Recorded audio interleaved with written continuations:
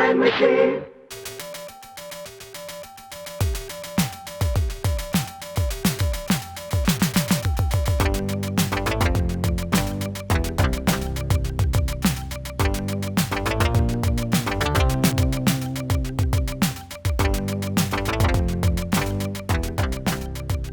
Okay, I gotta get a hold of Dave.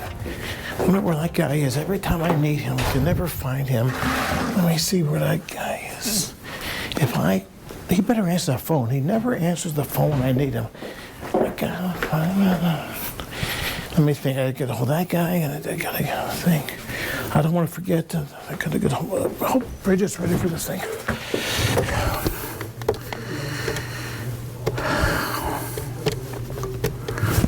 Dave, he better answer.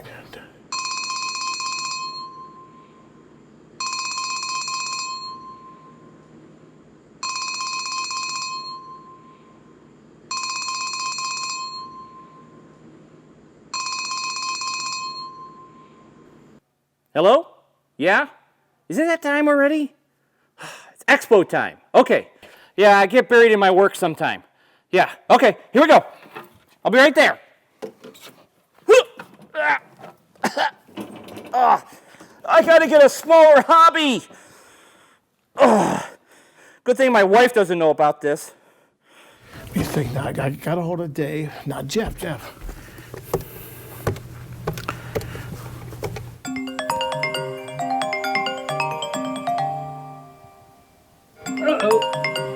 Really dang call. What the heck? Oh, it's comfortable under there. Hello? I'm already here. I'm ready to go. Oh my gosh. I can't believe it's Pinball Expo time, but I don't feel ready. I think I left the binders at home. I'll have to reach the Westin to see if our pinball games have shown up yet and if they've unlocked the dock door. And I know Dave's gonna need information on all the vendors. I don't know, like I think I don't know if we're ready. We need to get the tape for the floor, the food menu for the bumper blast. Hi team, can you believe the 36th annual Pinball Expo is about to begin? Jeffrey, you have done an awesome job updating our website and handling our social media accounts. Your video coverage from Pinball Expo last year blew us away, and we are expecting the same greatness this year. David, thank you so much for your hard work securing the vendors for the hall. We are so fortunate to have such great support. Also, please let your awesome helpers, Jeff and Frank, know that I have secured extra rolls of blue tape this year for masking off the vendor hall floor space. I even ordered their favorite Chicago deep dish pizza from Giordano's to arrive once they finish later. Rob, how are you holding up? I hope you got lots of rest last night, as the show will be rocking those late hours this week. I bet you can't wait to see everyone from overseas, across the country, and every other place in between. It's like a family reunion. Our registration area is just finished. The shirt design is so colorful and the badges are ready to go. Check-in should be as smooth as possible. Well, it is almost time to get things going, so one more quick bite. Would you believe how thoughtful our attendees are, always thinking of me and bringing me candy? Wait, I don't have to put this candy down quite yet. I can keep munching as this year Pinball Expo has gone virtual. I had such a bad nightmare about Pinball Expo. Oh my goodness. Well, please go to pinballexpo.com for all of the information about our show. You can find all of the details, our schedule of events. It's going to be incredible. Get ready, everybody. Hey guys! Hey, what day is this? Day 3. Which comes after day 2. Correct. Guys, we're halfway there. Every day gets better. Little Lammy has her chocolates, so she's been very friendly and nice and cordial. We get all these Keep guys them coming, guys. All these guys around here giving her a hard time, but all we do is say, "Here's some candy, Lamb." In fact, where is our candy? She already took it all. Where is the candy? She was just here. I bet you she Every took it. time I turn my back, she takes that candy. She I'm telling you, you can't leave candy unattended with that one. Listen, we got a lot of surprises today. Big surprise. More tomorrow. Stay tuned.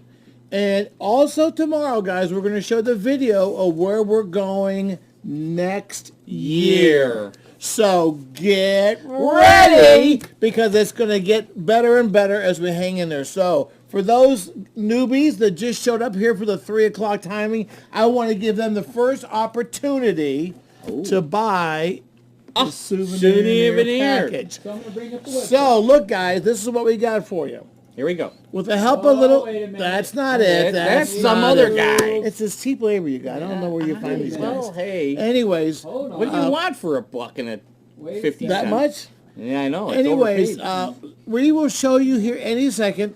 Is it like in a second or any minute? I can't I remember. don't know. But I Or was is going to it- tell you, or any hours. if you go to the website and you I go have right, the website pulled up. you go to the website and you go to The homepage, the homepage. and you'll see the souvenir package will Souvenir be listed package. on there. That's Also right. on there is the bios of all our speakers and pictures of the speakers. So you can copy that off and show it to your friends and say, I was at Pinball Expo. That's the right. virtual version of it. And you can get some beautiful pictures of us to put on your dartboard because you just, you know. By the way, there it is. Bring it up. Wait, Here it comes. wait, Hold Here- on.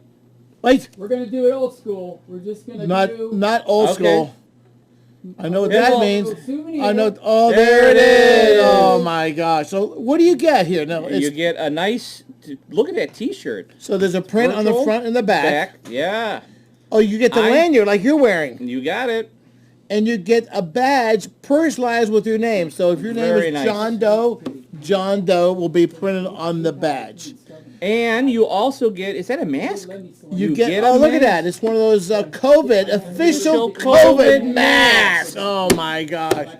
What did we think of? Did we miss anything in this? Can you imagine someone wearing that mask like 5-10 years from now?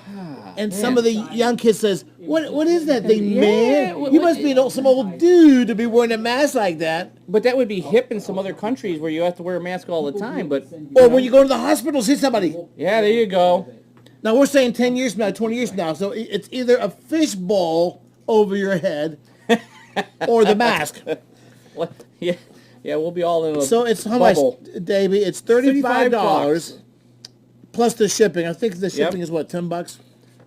So $10. And if So- you look so- here, there's some details. There are Talks about details. shipping, Yeah, shipping the and what's shop- It's a little included. bit of a description, and it Nice. also tells you what's included in the package. now let me say one thing. So we're just going to tell you right now, guys. This show is totally free this year. You've been watching it so far for the last 3 days. We didn't charge the vendors anything to run the You ads. charged me something to be here. Well, I always. You're something else. I have to charge you. You know, I thought I was your friend. it's the only way to get you here. But listen, one thing I want to tell. Anyway. Excuse me 1 second. Go ahead. But for those out there in TV land, the $35 plus the $10 shipping is in the continental United States. So that actually Hawaii too and in Alaska, but it's not for Europe. So any international orders, the cost of shipping will be extra. A little bit more.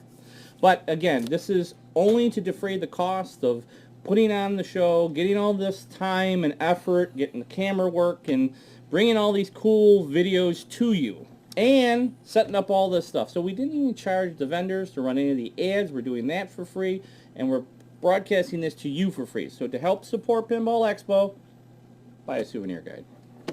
Okay. Hold on, let me get a hit of that gin I have in here.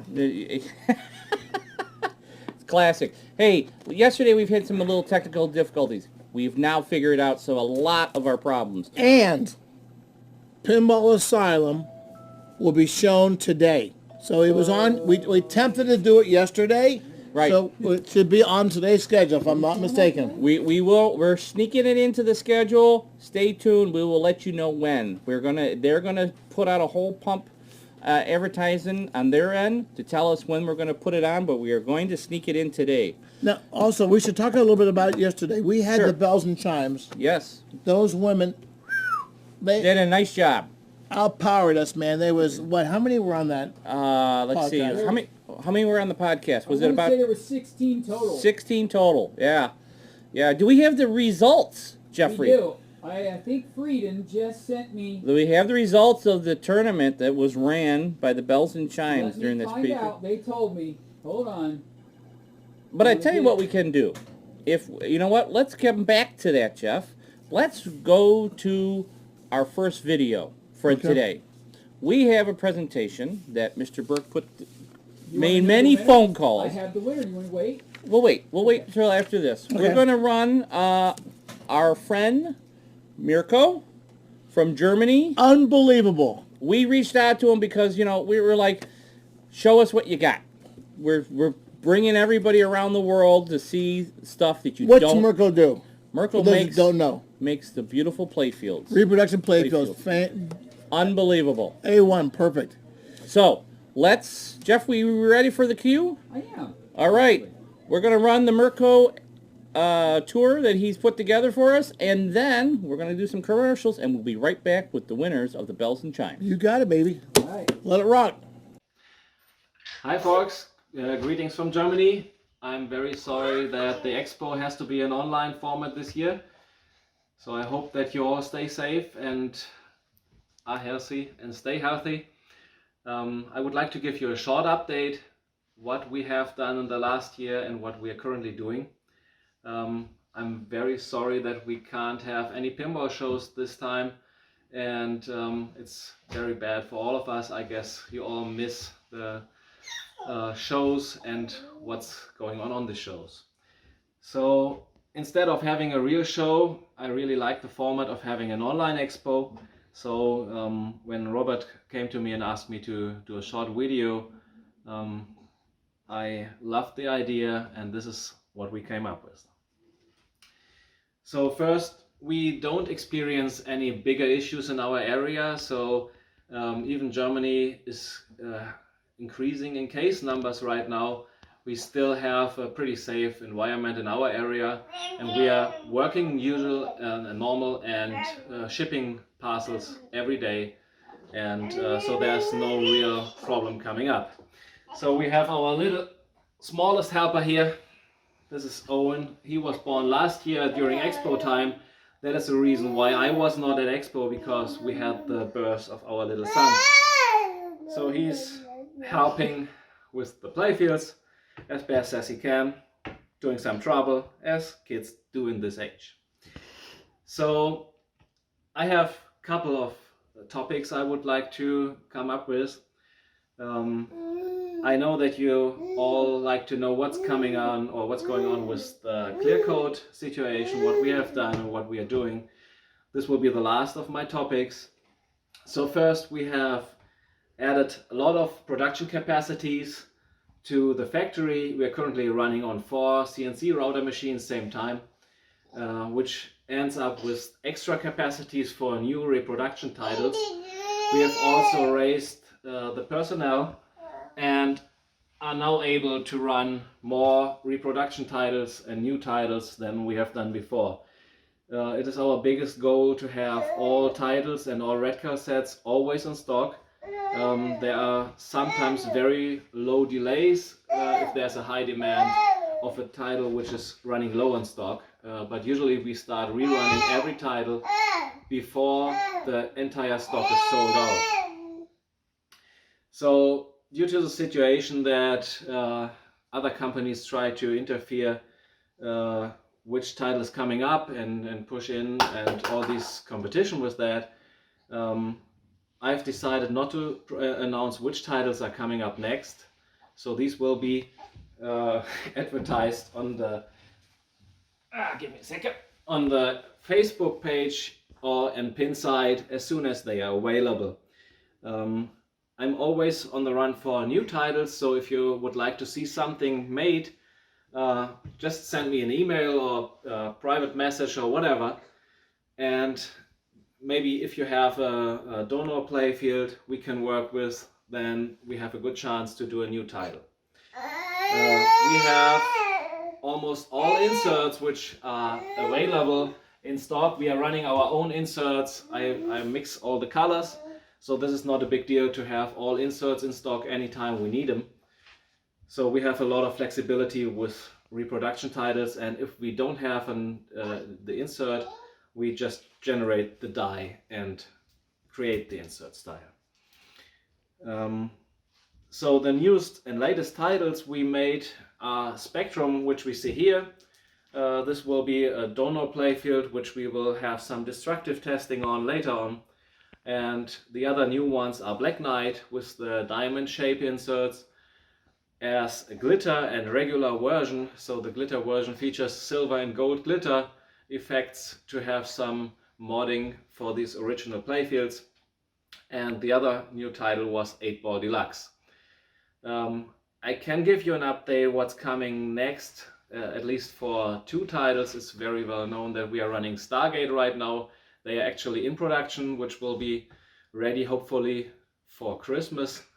And the next one, which just went into production, is Embryon.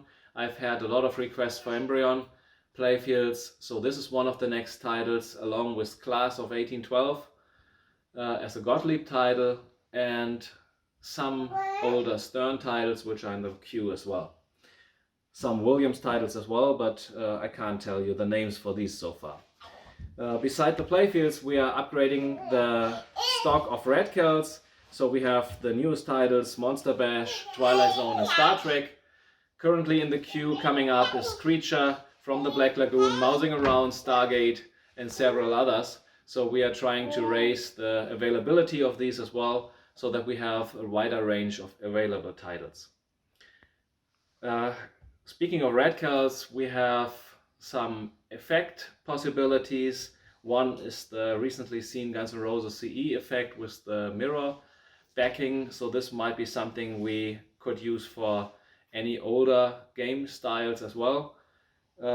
There's also a glitter effect possible, so maybe we can do this in the future as an additional product line for Radicals. Speaking of other products, I have plastic sets for several of the newer titles. If we do old playfields, like for example the Quicksilver, we try to run plastic sets with the same colors, so they will be exact match with the playfield, and there will be no difference between plastic sets and playfield artwork colors. So coming to the clear code situation, we have done a lot of research in the last year and a lot of development. This started actually early 2019. So we were doing some tests and developments of durable code systems. We have made a lot of progress of what we are currently using and added some new features.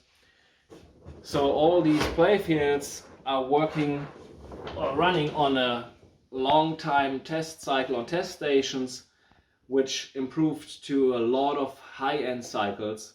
So coming from a couple 10,000, 100,000 cycles, we are now at about 1 million cycles and don't see any ball wear on regular ball traffic. So we have now a different system and did some changes and with a complete different product. So the durability of a playfield has significantly raised. We don't see any chipping, and we don't see these rippling, or however you call it, around star posts or other posts. So beside that, the new material has the nice side effect that the surface ends up like glass. So we have a very, very smooth surface, which we didn't achieve in that way before. So it's like a real flat glass. So to show you something what we can do, or what we did, is we have a Spectrum playfield here. We can see a star post here which is very tight fit in, and we assembled that a couple days ago, so there's nothing which move. We see that the star posts come in, the print here. So we take, I would like to show you how it ends up with a new star post. So we have a new star post here. I just fit it in and I use maximum torque of the screwdriver. We put it in and then we fix it. We can fix it to maximum. We even more. So we can loosen it, and there's only a small pressure mark of a star post. So note, this is a very high over torqued star post. I will do a little more and go to maximum.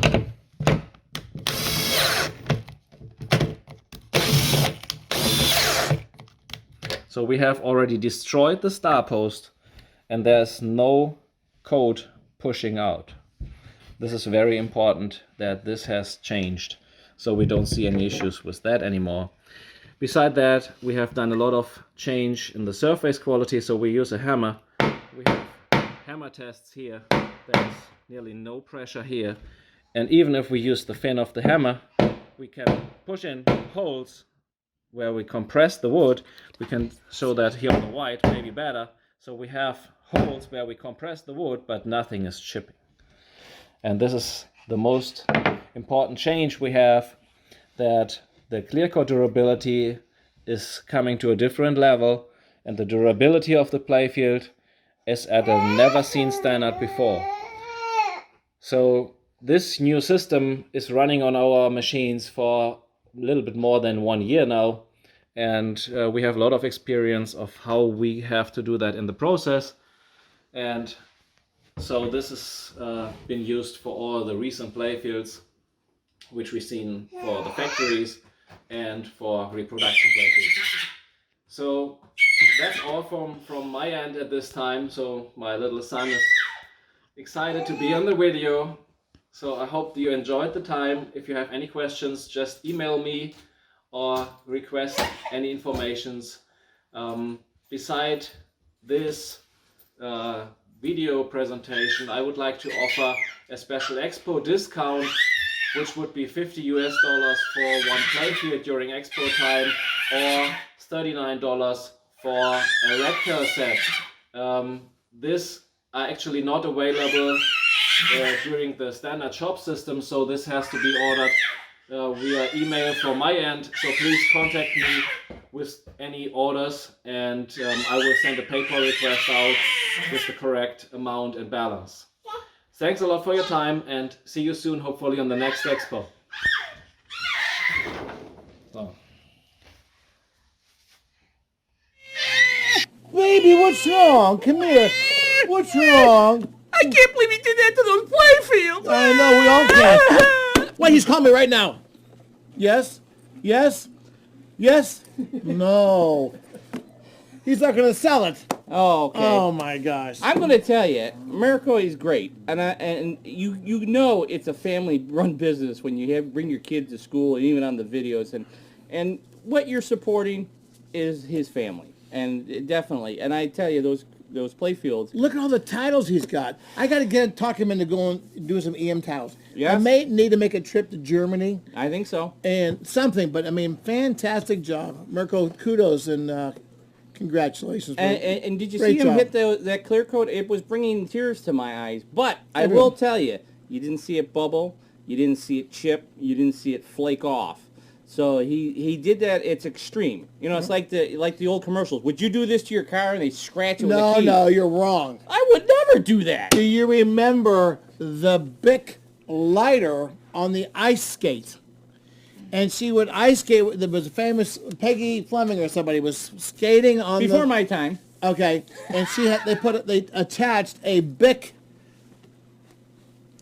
to her skate. They attached a Bic pen, and then she did all that. But what they did, because back in those days we didn't know it, after the pen was all through the ice skating, they took it off and they put it on top of a flame. And Warmed they it said, up. yeah, they said no matter how cold or how hot it is, it Still keeps on on writing. writing. So, yeah, we learned later on that when a pen doesn't work, you put a little heat underneath it and boom, it works. But back then, we didn't know. So remember, guys, knowledge is power. Yes. Jaden, remember that. And I have to say but those playfields, that Spectrum, and they did look beautiful. They're fantastic. And yes, I would never torque that post down that hard or take a hammer to that playfield. But Yes, but how about the employees that you have? how would they torque it? Let's not talk about them. See, Let's not talk about them. it's made for people like that. Yes, you're right. You're right. It's made for people like that. Okay, well, we're going to go into some commercials. Wait a minute, one more thing. One Jeffrey, more thing. oh, you know what? We were supposed to tell who won the bells and chimes. Who's the winner, Jeffrey? Who won the bells and chimes? The very talented Raven from Columbus, Ohio. She is Raven, actually kudos. a very Congratulations, Raven. talented pinball princess, and She won 2 tickets to the 2021 Pinball Expo. Okay, great. No, wait. You know, that doesn't include airfare, that doesn't include hotel, but it does get you an all-access pass for 2 as a victor. Very nice. One more thing. Well, we're going to see her at Expo 2021. One more Hope to thing see you. about Mirco. Go ahead. Ready? Go ahead. Last year, Mirco couldn't make the show because his child was born, We see the child now, yes. but he shipped a crate of Playfields to me that we put on display at the expo, and we sold a fair amount of them. However, Uh-oh. we still have some of Mirco's Playfields here in Warren, Ohio. I'm not sure of the titles, but if you want any Playfields, I suggest you email Mirco and see what he's got available here in Warren. And you save Perhaps on the you can make a international- deal. Yep, and you'll save on the Save international on the shipping. So this is a special VIP Pinball Expo 2020 offer, Only. but you need to contact Mirco directly to see what he's got and to work the pricing out with him. I have a question for Uncle Rob. Go, Uncle Rob. There's a question back here in the gallery. Does Mirco make a specific brand? Like, do they focus on Bally? Do they focus on Williams? They do focus on Williams, Bally. They do all Jersey Jacks and Dutch Pinballs. No Playfield. Premier. No Premier Gottlieb. No, nothing like that. Not yet. Contact Steve Young for marketing and licensing. Yep. So right now we're going to take you to Paris, France. We have the beautiful... Raphael Lancaire. Yes, we're going to go to the Pinball Museum in Paris, France. So Jeffrey, let's go to Paris, my friend. Okay. Soup up the jet. Merci We're beaucoup. going. Are you ready? Ready. Oui, oui, monsieur.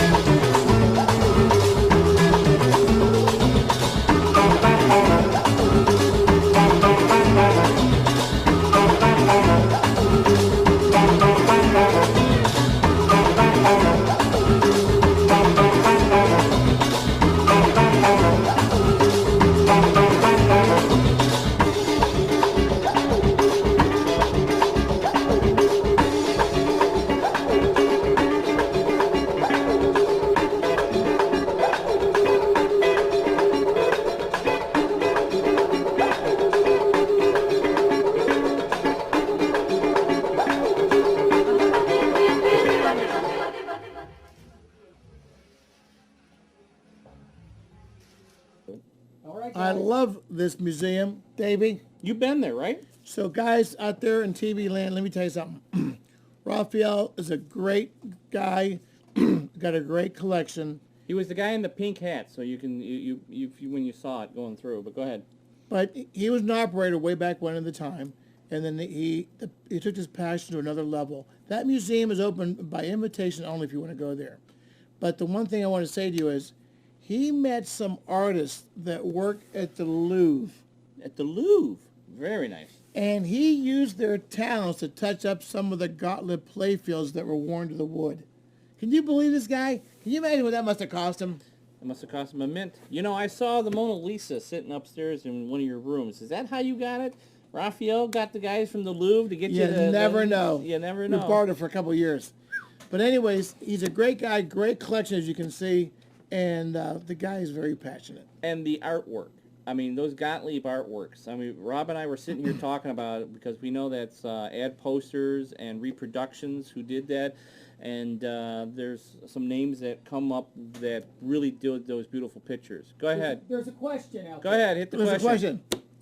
Tigerfly69 says, why will they be trashed? You mentioned something about a playfield being trashed or something. Oh, this you talk about games in the 1950s that when you find these games, you know, Not nowadays, they're going to be trash. They were trashed. In other words, what we mean by that is the playfield has been worn so much because there's so much play, And not protection. thousands and thousands of plays, that the paint on the playfield is worn down to the wood. So the playfield is trash, meaning it's not the original look. Right. Because the paint's all come off of it. So these people, these artists, From I the should say Louvre. artistes Artistes from the Louvre. from Paris that worked in the Louvre were commissioned to do the work to bring these playfields back to life. So it's And I tell you, Paul Ferris of Bally always was a classical artist. And he thought putting artwork on the back of a pinball machine was like the beautifulest thing he could ever do. And, you know, he says, I can have pictures in the Louvre, but I'd love to have them on the back of pinball games. And now you got people from the Louvre painting pinball playfields. By the way, So look something at else that. we noticed, and I think all you will attest to this. How many wood rails do you guys buy that it's got the wrong front door on it? Or not even have a front door. Yeah, the colors or the designs don't even match. What do these guys do with these front doors? I'll never know. But I will tell you, if you don't have a front door, Steve Young does have some front doors. But you'll have to paint it to match them up. That's right. So we do have a good supporter of the show. His name is Jack Danger, and he's been a good supporter of Pinball Expo. We're going to give Jack a minute here to share with us his thoughts on this year's Expo. Jack? Jack, hit it.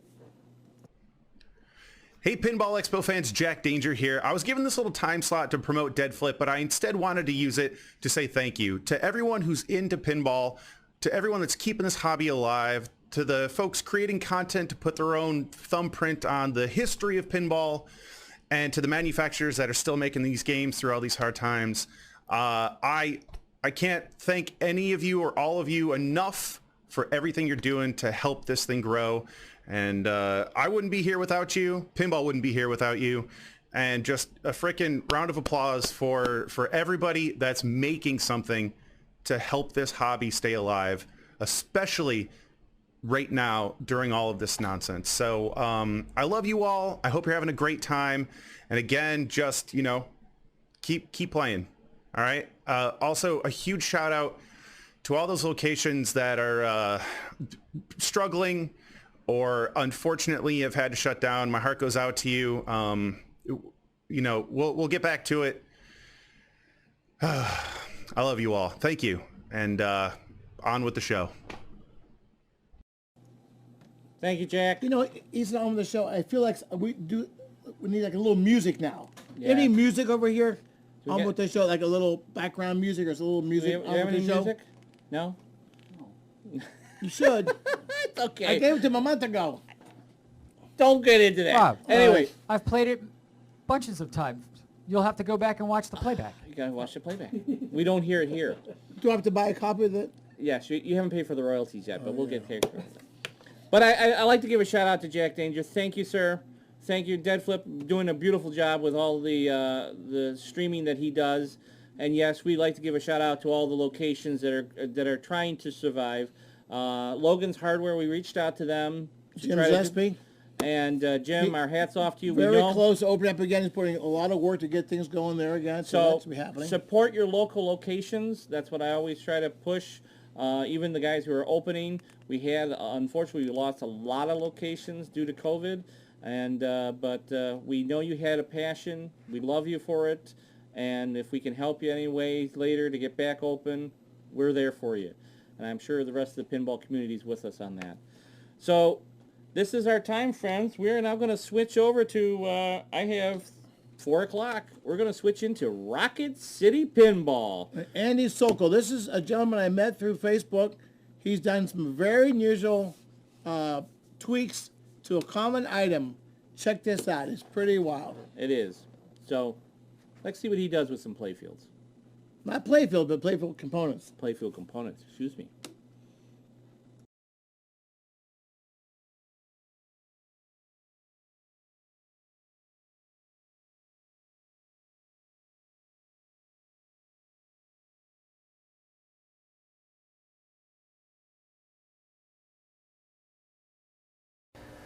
So there I was, standing in the back of an airplane hangar, absolutely drenched in sweat. And little did I know that that was the moment that was going to set 3 of my hobbies on a collision course and would lead me here to talk to you today. I'm Andy Sokol of Rocket City Pinball in Titusville, Florida. And earlier this summer, I stumbled on an elegant solution to help you rejuvenate an aged playfield. And then I took it a step further to see if this idea could be used to refresh and personalize your other games too. First, just a little background about me. I'm an aerospace engineer with 17 years experience in the industry, including aircraft, the space shuttle, and various other rockets we launched down here on the Space Coast. I exercise the artistic half of my brain as a photographer, through which I participate in art shows around the state of Florida and have won multiple awards. I'm also a lifelong pinball enthusiast, and here's why. To put it simply, it's in my blood. Here's a photo from 1954 with my father and his friends in a New York City arcade. 9 years later, he begins a lifelong love affair with Gottlieb's Slick Chick at an arcade near his father's office. 13 years later, in 1976, he buys a Slick Chick machine of his very own for $326. Here's a photo of my older brother in 1979 in the early stages of his pinball addiction. I'm not even born yet. I'm born in 1980, and I grow up with a pinball machine in my house, feeding it every dime I could find, even if that meant stealing some from my mom's little cupcake-shaped coin jar in the kitchen. I learned to truly value the sound of that knocker as I occasionally earned those replays. As I got older, I played every game in the rotation at my local bowling alley, starting with Terminator 2, and then the other most popular games of the early 90s. Here's a screenshot from a video of my 12th birthday party, mesmerizing my friends with the silver ball. My family frequented a particular campground whose game room also had a Terminator 2, so immediately after we'd arrive, my brother and I would always head straight to the game room to drop our quarters in my favorite game.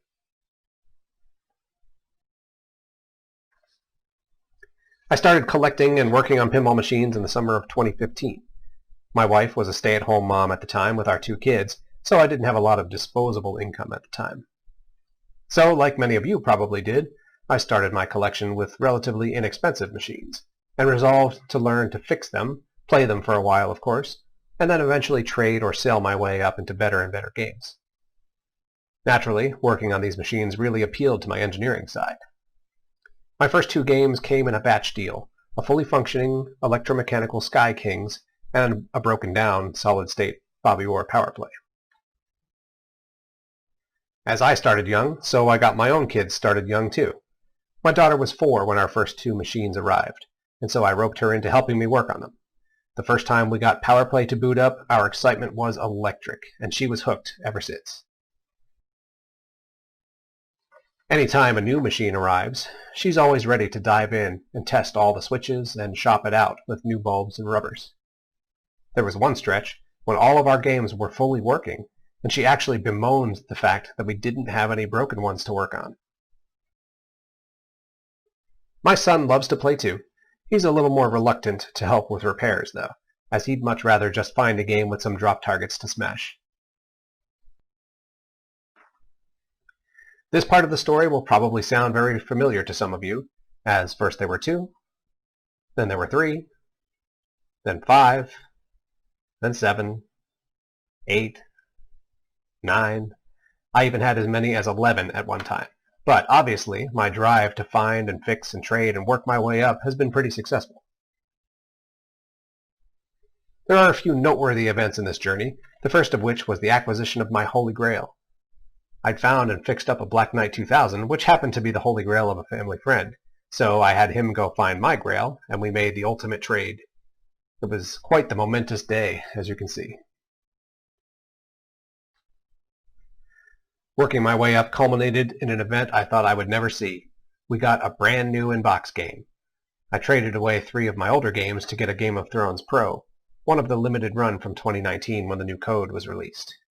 It was hard to give up those other games, but again, I had to tell myself that was the idea all along. Here's a picture of my wife the day Game of Thrones arrived. She loves this game, though she may also be smiling because the net number of games in the house went down by 2 that day. One last noteworthy event in this saga was getting to reunite my father with his beloved Slick Chick. I had moved to Florida for college and to work in the space program, and eventually my parents moved down too, but when they did, they left our Slick Chick behind with my older brother, who still lives up north. After a while, I was able to get my hands on another Slick Chick, and I wrapped it up for my dad's birthday a few years ago. So here's the current state of affairs, the result of over 25 other machines coming through here since 2015. You should also take note of this little thing in the corner, which is a major player in the exciting idea I'm about to share with you. I also wanted to take a quick moment to show you some of my photography, as it plays into the story in a way too. Pinball machines are so colorful and have such intricate detail, and I've always loved using photography to show you something in a creative, unique sort of way. Maybe something you've seen but have never looked at this way before. Keep in mind my attention to detail and use of color and my tendency to look at things a little bit differently. And feel free to reach out if you need some help decorating your game room. So here's how it all came together. I still have my Sky Kings, though my father is borrowing it right now. It's in very good shape and has the most beautiful chimes, so a friend has been poking at me asking to buy it from me. So when another Sky Kings popped up for sale on Craigslist earlier this summer, I immediately went to go get it, because this meant my friend could have one and I could keep the other. Everyone always says, don't sell your first, you'll always miss it. Unfortunately, it was buried in the back of an airplane hangar, which you can see hiding in this picture, and it was in much worse condition than I'd expected. The cabinet was rough, the playfield was very badly yellowed, the plastics were filthy, there were rodent feces in the cabinet, and of course the game itself didn't work. It needed way more attention than I wanted to put in at the time, as I had a Royal Flush project I was still trying to finish. The owner, however, was already getting weary of the harassment coming in from the Craigslist weirdos, and we were both already drenched in sweat from standing in there in the heat and humidity. So instead of selling it to me, he offered to hire me for a repair job, just to get the game working again. Don't worry about cosmetics, he said. I think it'll be great just to have a playable pinball machine. I stewed on it for a bit, while literally stewing in my own sweat, and eventually agreed. We actually had to physically move the airplane out of the way to get the game out of there, and that was definitely a first for me. I brought his Sky Kings home and set it up right next to mine, which only made its rough condition that much more apparent. These two machines had only been 6 units apart on the original assembly line, and were now reunited after 46 years, and it was obvious which had lived the harder life. After a week or so of tinkering on it in the late hours after the kids went to bed, I had it up and running and fully functional, but boy, did it need some cosmetic help. Remember, he told me not to worry about cosmetics, but at a minimum it still needed a deep cleaning. The decorative plastics were opaque and brown, and miraculously they cleaned up to that standard aged translucent yellow color. I scrubbed a significant layer of grime off the old playfield, which confirmed how yellowed the clear coat was. It pained me greatly not to rebuild the pop bumpers nor replace the spinner decals, but that wasn't part of the job. I was finally ready to reassemble the game and finish it up, but I ran into the problem I know many of you have encountered before.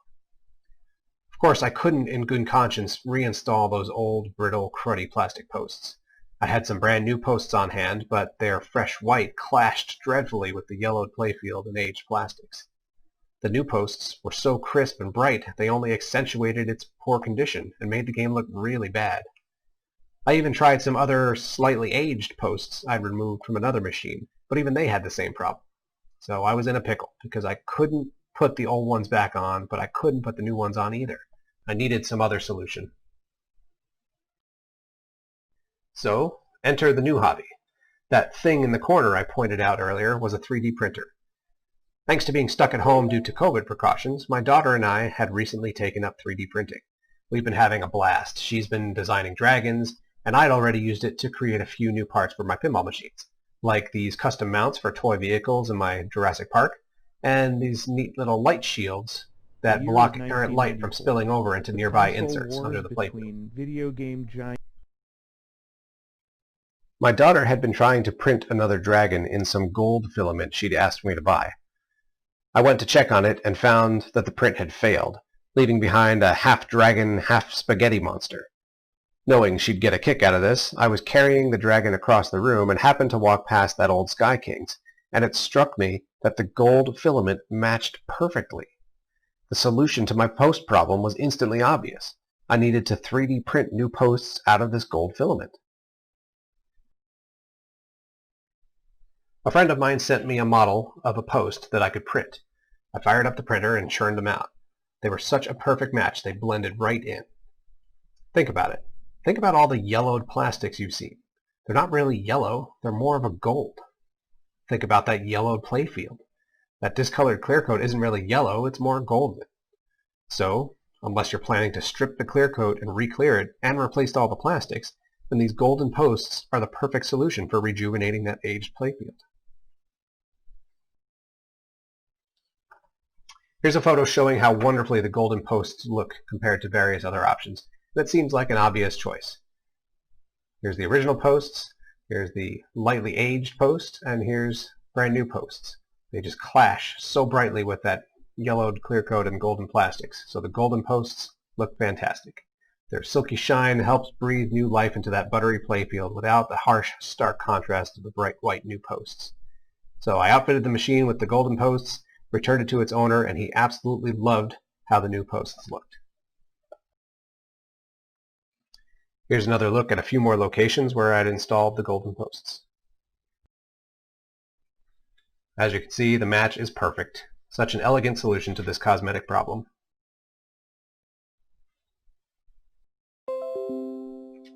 Here's one last look, a little before and after. You can notice the posts are very visible here by the spinner and up near the saucer and rollover lanes. So then I started to wonder if there could be any other applications for these golden posts. And it hit me. Gold is actually a prominent color in many other games, so why couldn't we use these posts there too? A local friend of mine has a Paragon, which has lots of gold on the playfield, so I paid him a visit, and the golden posts look spectacular on there. Far better than what was on there before.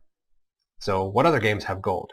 Indiana Jones, Theater of Magic, Lord of the Rings, Champion Pub, the list goes on. These games would look amazing with golden posts. Now I realized I was really onto something here, so I needed to be sure to make them the best that I could. I had already been printing them with a high amount of infill to ensure they're very strong and can handle getting bashed with a pinball. The infill is essentially the density of the material inside the part when it prints. Between the infill and the rubber once they're installed, I have no concerns about their strength. After a discussion online with someone, I realized I needed to update the model though. Digging into the model my friend had sent me, I noticed the original post was modeled from a shortened cylinder, which the software was forcing to have a particularly low number of sides. This is what creates these vertical facets that you can see in the post on the right. In addition, I'd printed the first sets of posts at 0.2 millimeter layer thickness, which is fairly standard for general 3D printing, but at this thickness these horizontal layer lines are fairly prominent. So I threw that model away and I started from scratch. which allowed me to create a much smoother one without those vertical facets. I also reduced the layer thickness to 0.1 millimeter to minimize the visible layer lines. As you can see in this side-by-side comparison, it really made quite a difference. Granted, they take twice as long to print now, but the end result looks much nicer. You also might have noticed that the posts in this picture are silver. Now the artistic side of me was starting to come out, wondering what other interesting colors I could use, and trying to envision how they'd look on various machines. So next I'd printed more posts from a shiny silver filament, realizing these metallic-looking posts would look great on any game with a lot of habit trails or chrome accents, or games with metallic-type themes, like Terminator, the Pinbot games, Xenon, Star Trek Next Generation, Space Invaders, and many more. I didn't have time to fully install them, but I at least dropped a few onto the playfield of my T2, and I think it definitely has potential.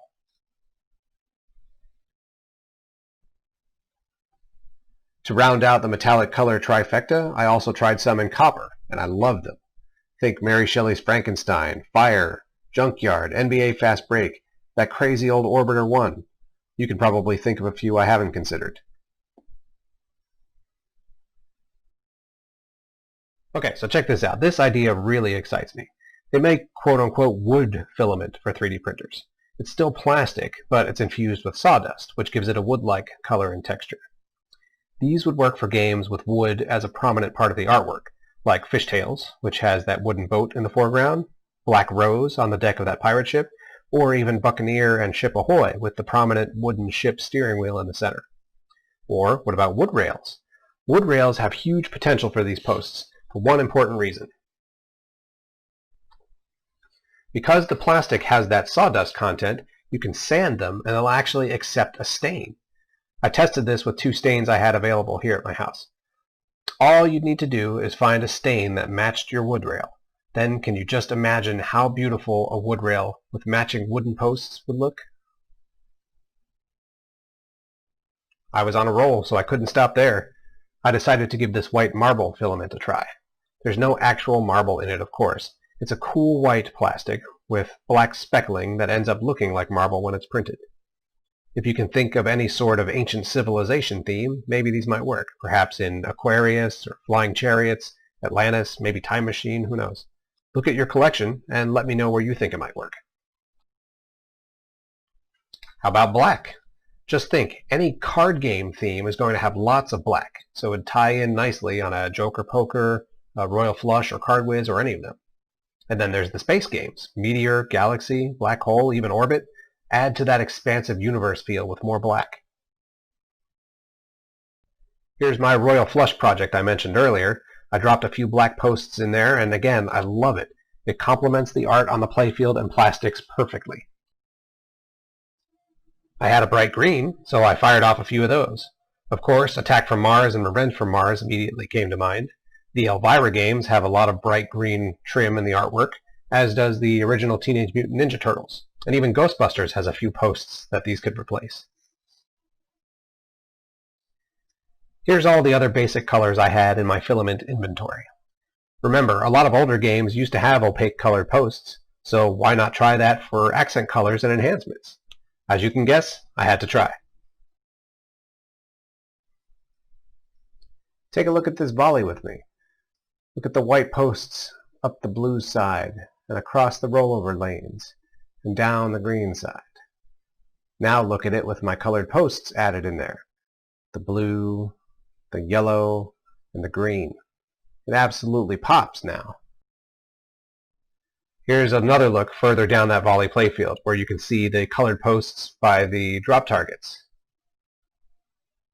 And then also down here in this neutral area I added red to the slingshots. This game looks amazing.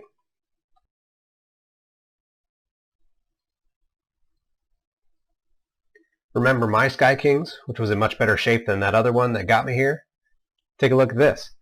Here's the before shot with the white posts, and then instead I added in some yellow posts to match the yellow on the playfield and the pop bumper cap. What other colorful games can you think of? How about Centigrade 37? dark green posts near this decorative plastic and this green insert? How about orange posts near these orange stripes in the inlanes?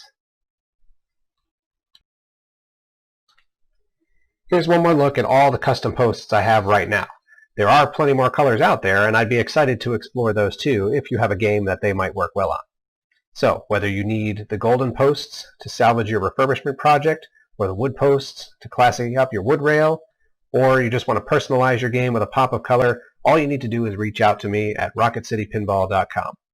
And of course, don't forget, I can also help you decorate those walls too at turbofoxphotography.com. The possibilities are endless because there are so many games out there. Look at your games and let's get creative. I'd like to thank Rob Burke for sharing in my enthusiasm and excitement about these custom colored posts. I also appreciate you giving me your time and keeping an open mind about trying something different. Thanks again, and let's keep them flipping, just now with an extra splash of color.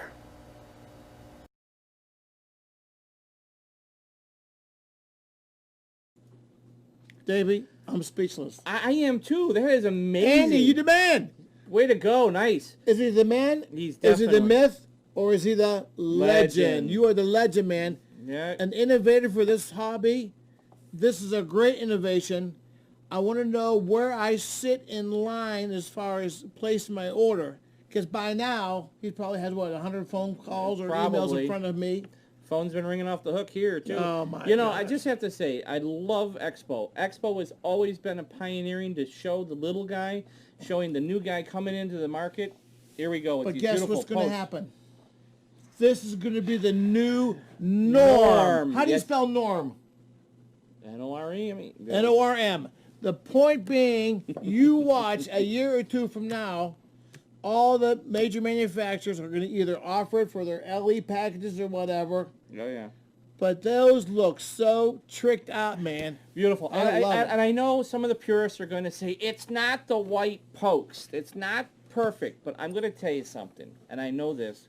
Wayne Nines and I walked through Expo Hall the one year, and we showed him all the cool new features. And you know what Wayne would say?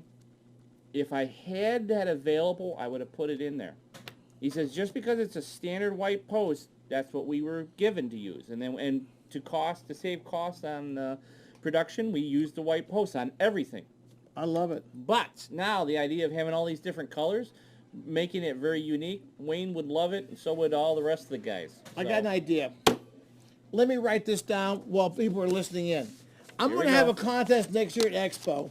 Oh, boy. And I want people to see who's got the most tricked out Sure. pinball. Now, I'm Sure. not talking about chroming everything. Yep. No.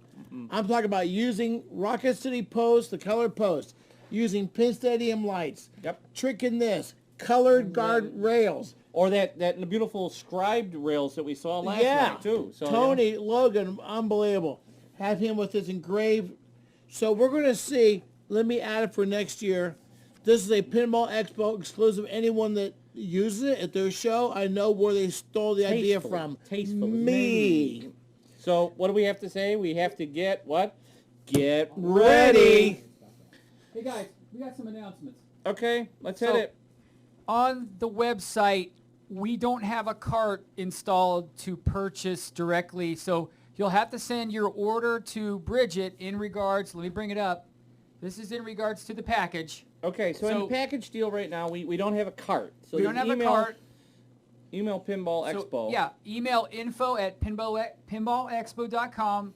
We will facilitate your order and you can pay via PayPal that way. But make sure they include their name so we know what Yes. to put on the badge. We need your shirt size, your name, and anything else, Bridget, other details. Quite possibly, this could be the only virtual Pinball Expo or pinball show in general. Yeah. So to have that shirt, you can walk and strut through your town and say, I'm bad. They say, why are you so bad? Look at this shirt. I saw it because I was part of it. Not only that, I love to see those shirts next year at Expo. I'll definitely give you a high five for bringing in the virtual shirt. And what people will do is they'll come next year, and then where it says virtual, they'll put a little X through it. Well, And they'll wear it at the show next year. exactly. I want everyone here to write their congressmen and their mayors and the president, whoever it may be, and say, please allow Pinball Expo to come back live next year because we want to be part of it.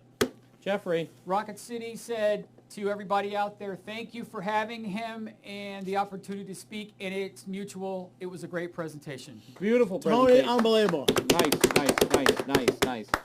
And I tell you, it's just beautiful to see this stuff coming together. What here. an innovation. Very innovation. But here's what's so crazy. I love that It's wood such a one, simple too. little Yeah. nothing. It's like these guys that came out with these the shooter rods where they Oh, put yeah, all all the tricked shooter out rods. the end. Who's the guy at the expo? I love this guy. Comes with his wife. We can say he's custom over rods. 20, and he's over 30, and he's probably over 50, and he might be over 60. You know who you are. And he can tell you if you're over 60. But you always come, and I appreciate it, but this guy's got more different shooter rod styles I can dream of. Oh, yeah. So I want everyone out there in TV land to think about what you can do to trick out your pinball for next year. Big time. And I think what we should do is we should cover them all up, put them on the show floor, and when the show opens, we'll knock it off, and we'll have everyone vote who's got the most tricked out pinball. And I want you to tastefully make done. a list of everything you've done. Now they can say, well, I chromed the tilt bob. Can you imagine someone doing that? Chrome and a tilt bob? You know what I'm No. saying? Yeah, it'd be But tricked out. because here's what it is. There's going to be a tie. It's going to be like those cars. It's going to be a tie, and the Oh, guy yeah. says, hold on, I'm going to win. Follow me. He opens up the door, and the tilt bob is chromed. You win. We'll bow down to the guy. Only someone crazy and goofy would do that, but you deserve to win. Or you know what it's going to look like? It's going to look like those car shows where you walk up and you open up the hood and everything underneath it's been chromed and beautiful and the engines and And that's going to listen, be the bottom I'll of the have pinball machine. the white glove. Woo! I'll have the white gonna be glove to make crazy. sure there's no dust or dirt on it. Yes, big time. We got to make sure there's matching serial numbers in there too, right? Oh yes, matching serial numbers definitely got to Oh, be my. part of it. It was an amazing thing. Andy, you got me so pumped up I can't sleep. Oh Hey, yes, guys. yes. So, up on our next... This is the peanut gallery, by the way. I It keeps know, calling our names yeah. out. I'm kind of keeping the clock here. Oh, we're So our watching it. next presentation I know. is at 4:30, and Right. it's Great American 427. Yeah, that's right. And But- we're going to talk about what it is. We got 3 minutes or not? Yeah, we got. This 3 one minutes. runs a little over 30. It's 31 minutes. Okay. So we're going you to can start keep it that up. in mind. We'll Whatever. start it up now, and then we'll put a commercial after it. So here, okay, let's talk about it. You're talking about tricked out pinballs? Yep. Okay. Here's a guy who decided to take a new style pinball, let's say a DMD, and trick it out. Trick it out to the max. And we've had it at Expo, and I've been always saying, you got to do some kind of, seminar about how and everything you've done on this machine. And it's a Twilight Zone. And he did that. He's like, no, I don't like speaking in public. My team don't know. We don't like doing it. Well, guess what? Because of COVID, he's got nothing. I got him Nothing to else do better to do. Yeah. So he put together this beautiful video. So let's go with Great American Pinball. But before we do, we have Project Pinball scheduled for 5. They had some problems in the production, so we're going to put in place of that time the goat shed from Australia. These two blokes are some crazy blokes. Wait till you see this. And then we have a little clip from Penn Stadium, just so you guys know. Hopefully we'll hear from Project Pinball yet, but in the meantime, these two new seminars will fit in that time zone. Yes, we're going to definitely... Time slot. Time slot. And we're still working with Project Pinball and Dan. He's trying to get the stuff together. He was up at 4 o'clock this morning, still working on Wait, stuff. 4 o'clock Eastern Standard Time or Central Time? No, Eastern Standard Time. Correct. So... Where's he from? Fort Myers, Florida. Okay, good. He's a good guy. But enough of that for now. Let's go with Mike. My dear friend Mike in Great American Pinball as we look at the black and white Twilight Zone. Hit it, baby.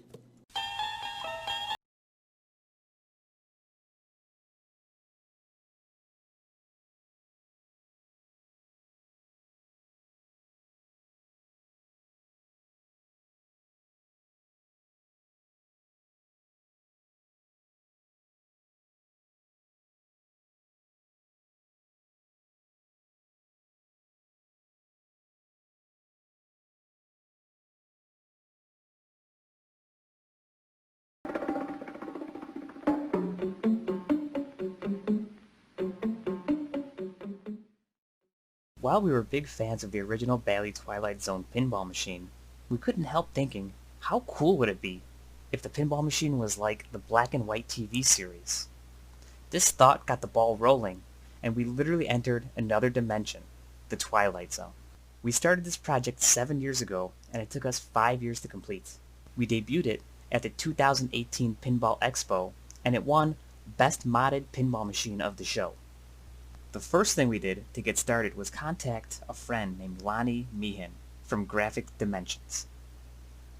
We had him take the original Twilight Zone decals and convert them over to black and white graphics. He also printed the translight and the speaker panel at the same time.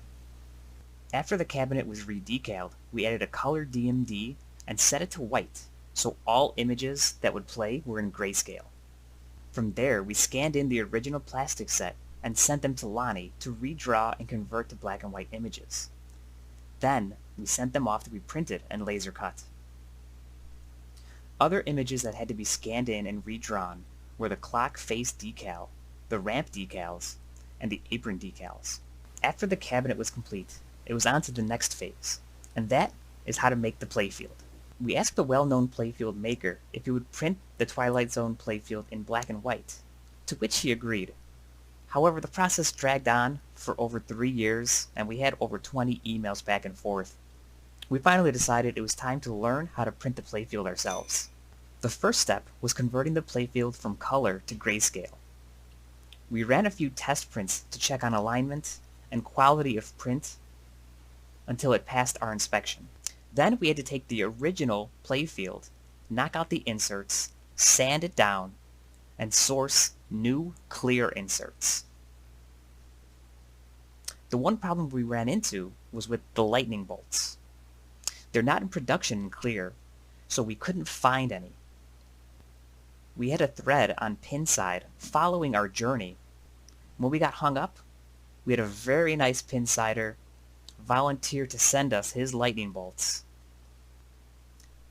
This Pinsider sent us 6 lightning bolts from Australia, which took about 45 days for us to get. We glued in the inserts, sanded them down, leveled out the playfield, and now we were ready to print the playfield. We used a Vanguard laser jet printer and used a bidirectional printer head. It makes great images, but it doesn't work very well on an uneven surface.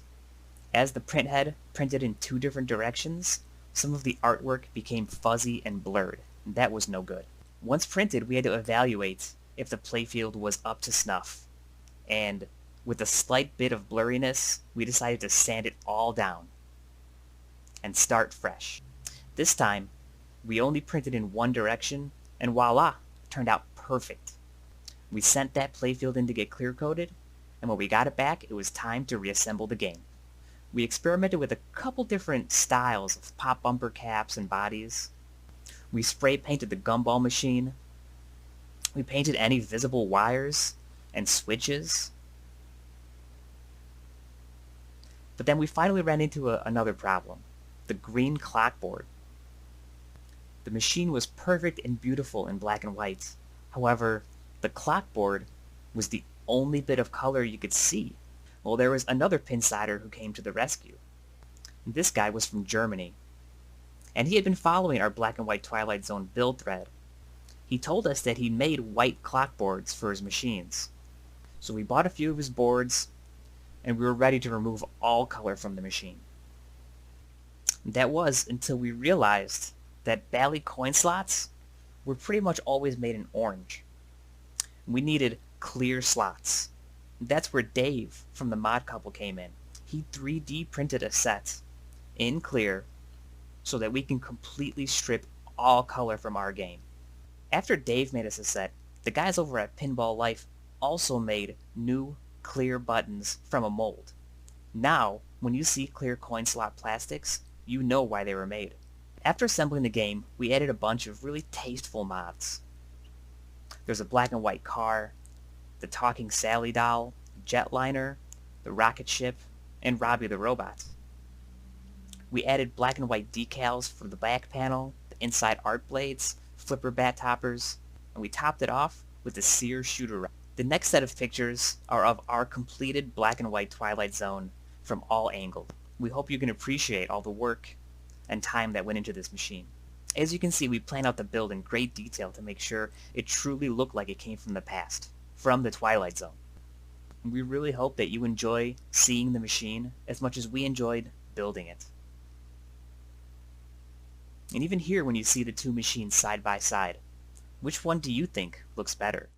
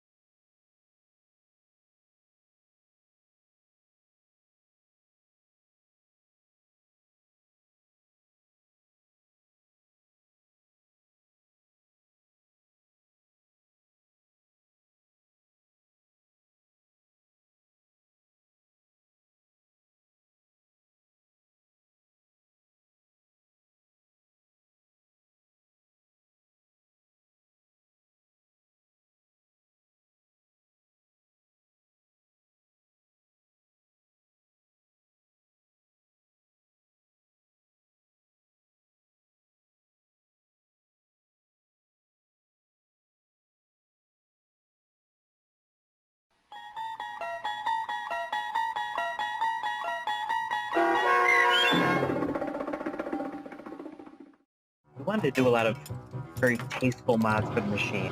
So here you can see the rocket ship with a nice LED booster. We also did the clear pop bumpers. And here you can see the very cool, spiral ramp that we added.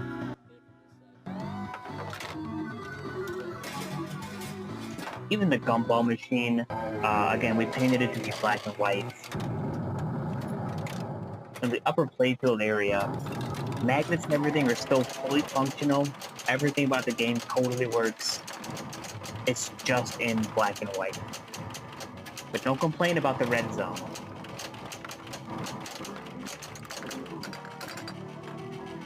Here you can see the slingshots. We also added a very cool convertible car. Twilight Zone themed flipper bat toppers. Got Robbie the robot there.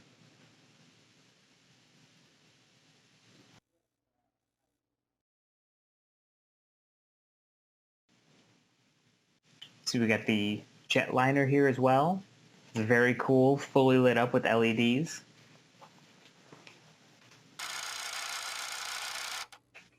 The clock is one of the prime pieces.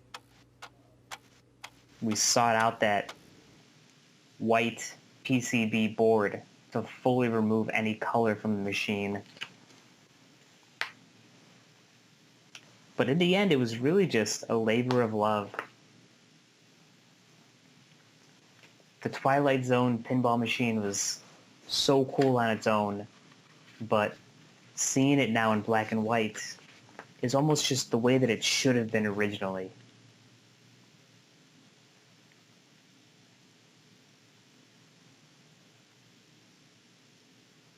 We really enjoyed working on this machine, and we've been blown away by the response we've gotten from others.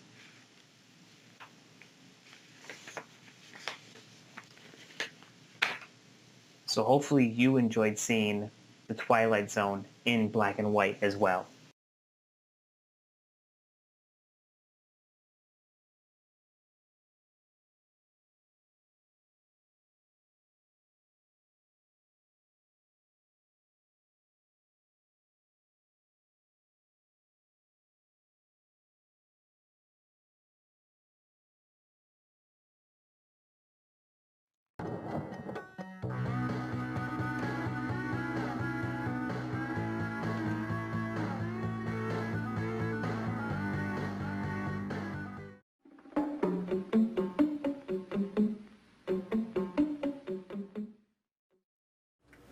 You unlock this door with the key of imagination.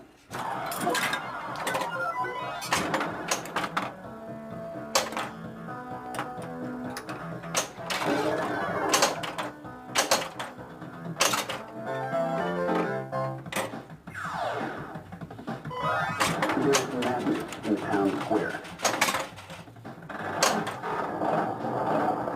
Time is one street, except in the Twilight Zone.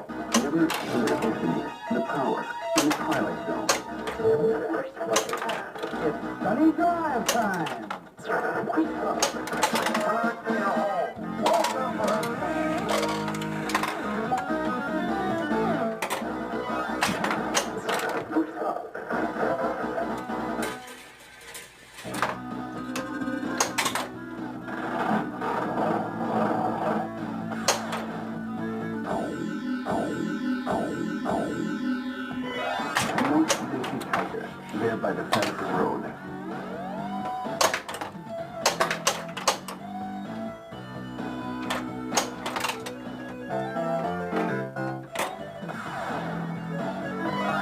This is no ordinary gumball machine.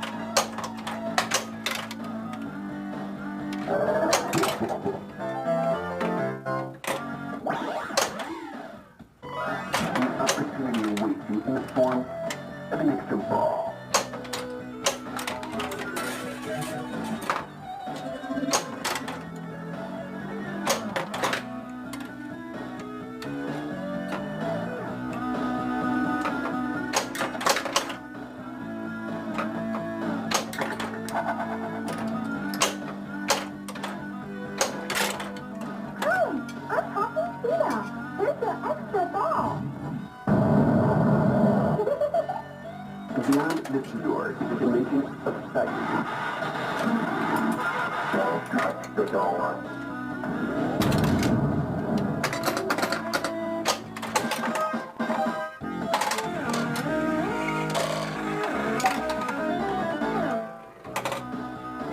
Powerball.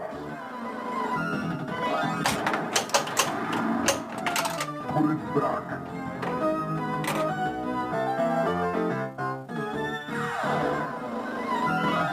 This test requires skill. Super skill. Dog here.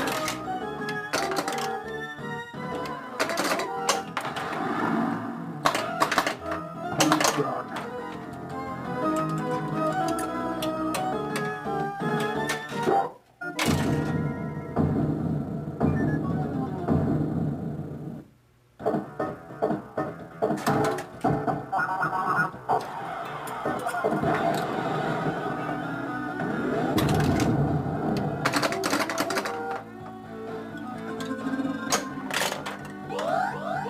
Beyond this door is a dimension of sound. Don't touch the door. Don't touch the door.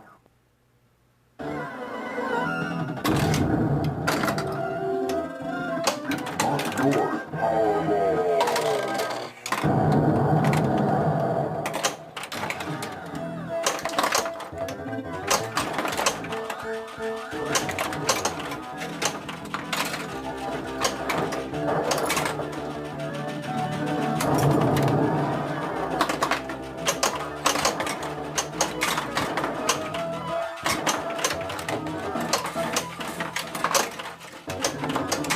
Opportunity with movement form, everything's the ball.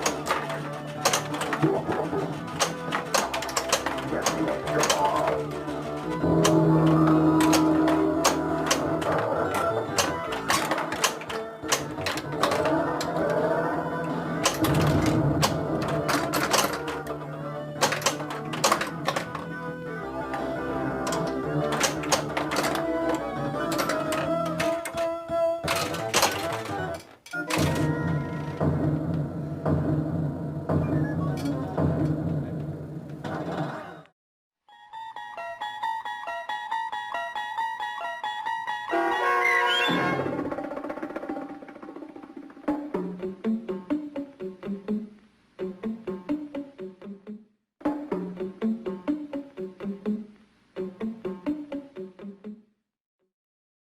So hey, this is Mike with Great American Pinball, and we hope you appreciated our black and white Twilight Zone.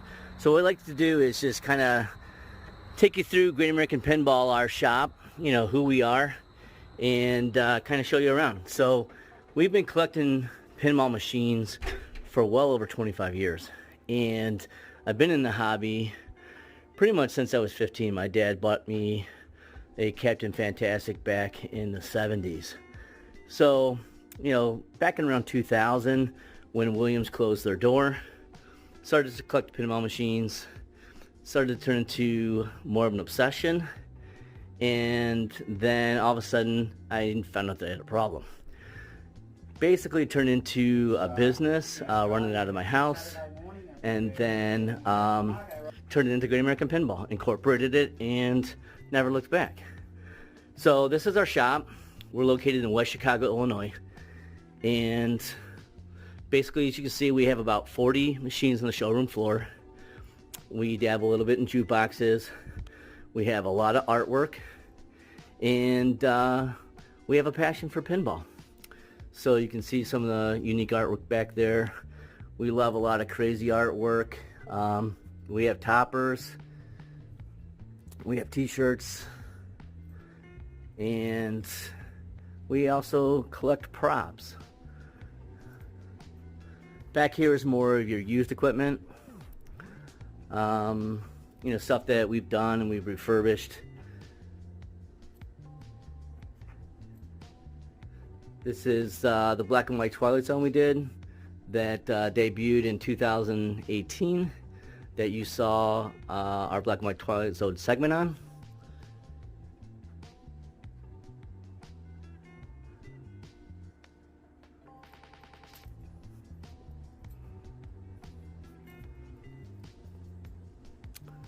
This is a creature from the Black Lagoon done by Henry Alvarez.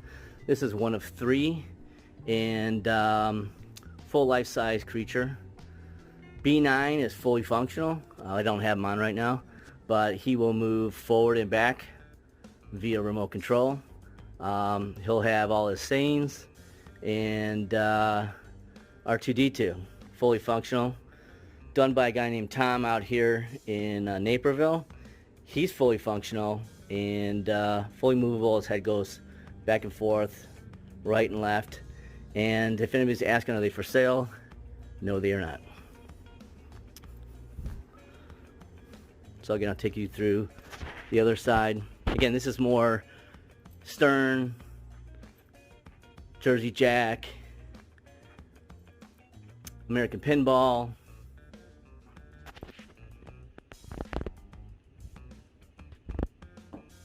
really kind of more of our new games. So guys, at Great American Pinball, we're just more than you know, flipping pinball machines, you know, selling pinball machines. We actually do customized machines. So consumers can come in here, they can purchase a machine, and then we can bolt on modifications. So we can do powder coating, we can do shaker motors, we've got shooter rods, flipper bat toppers. We can also do some custom painting. That's a Bozo, and that's a Sparky done by Dirty Donnie. And then we got some toppers by Laserific. We also sell Stern toppers, and then we also do some powder coating. And then we buy some of our products from Tilt Graphics. We can apply those before we deliver to our homes. And then again, we carry a full line of t-shirts by Stern Pinball. So again, if consumers want to come in, do a little bit of work themselves, they can buy some coils, some coil sleeves, some pop bumper skirts, rebuild kits for flippers. And the good thing about being open on a weekend is if people have parties, sometimes they got to get their pinball machine up to speed. If they have an issue, they can quickly come in here on a Saturday and purchase some parts. So with pinball, artwork and artists go hand in hand with pinball designers and developers. And over the years, we've seen some great artists that have come and built some actually gorgeous machines. So we do collect a lot of artwork. Some of the stuff is rare. This one is Metallica Translite. It's signed by Kirk Hammett, who plays the guitar for Metallica.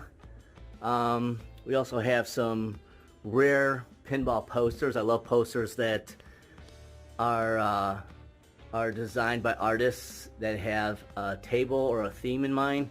The Who, this is the one on the left hand side, Tommy on the right hand side. Very cool artwork.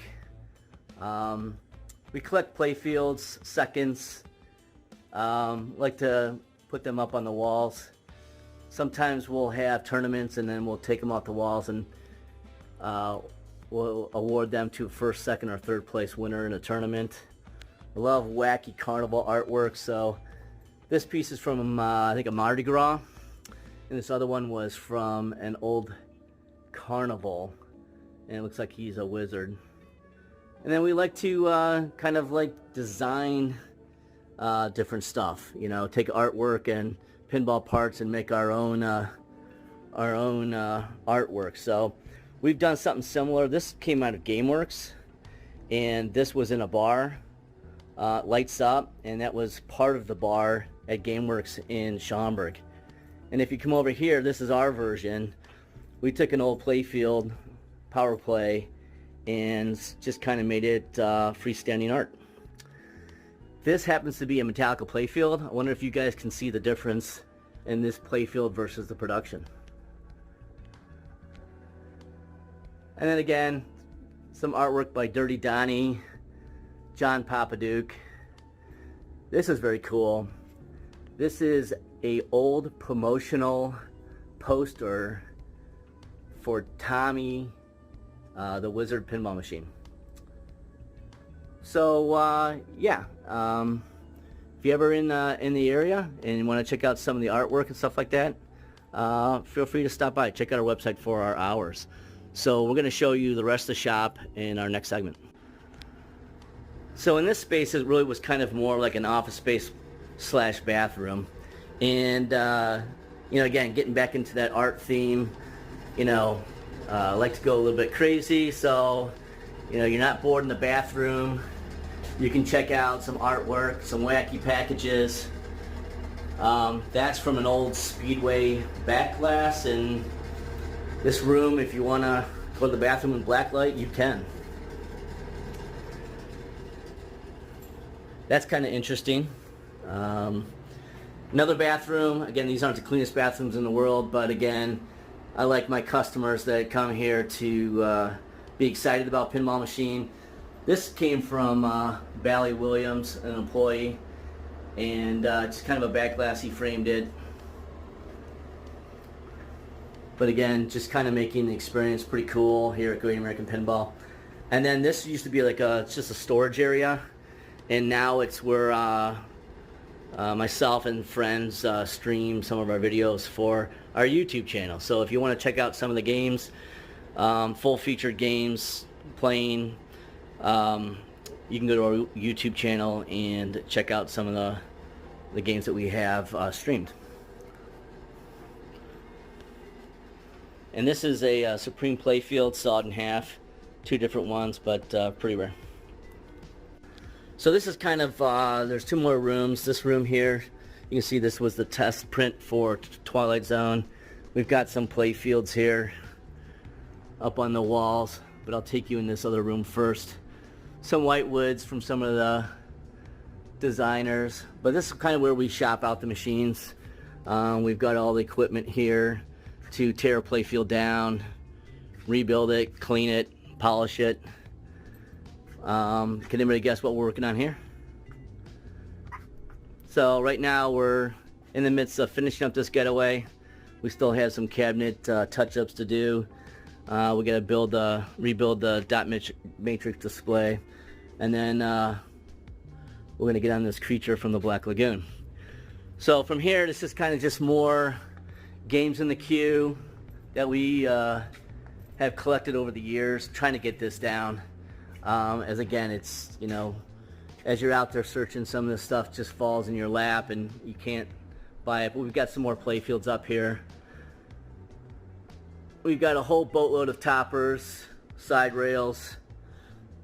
This is kind of like at least 20 years of collecting. You know, we've got some powder coating over here in boxes that we put on our games. And then just kind of overflow with Chicago Gaming. We've got Stern Pinball. We've got Spooky Pinball. We are a distributor for Spooky. And then this is kind of like the final processing area where if a game goes out, this Twilight Zone's going out, so we'll pack it up.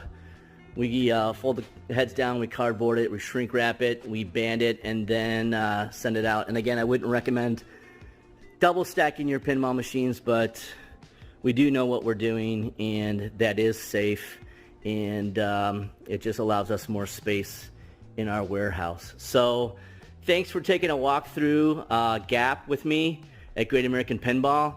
And again, we're more than just you know, a name. We take a lot of pride and passion in pinball. We've been doing this for 20 years.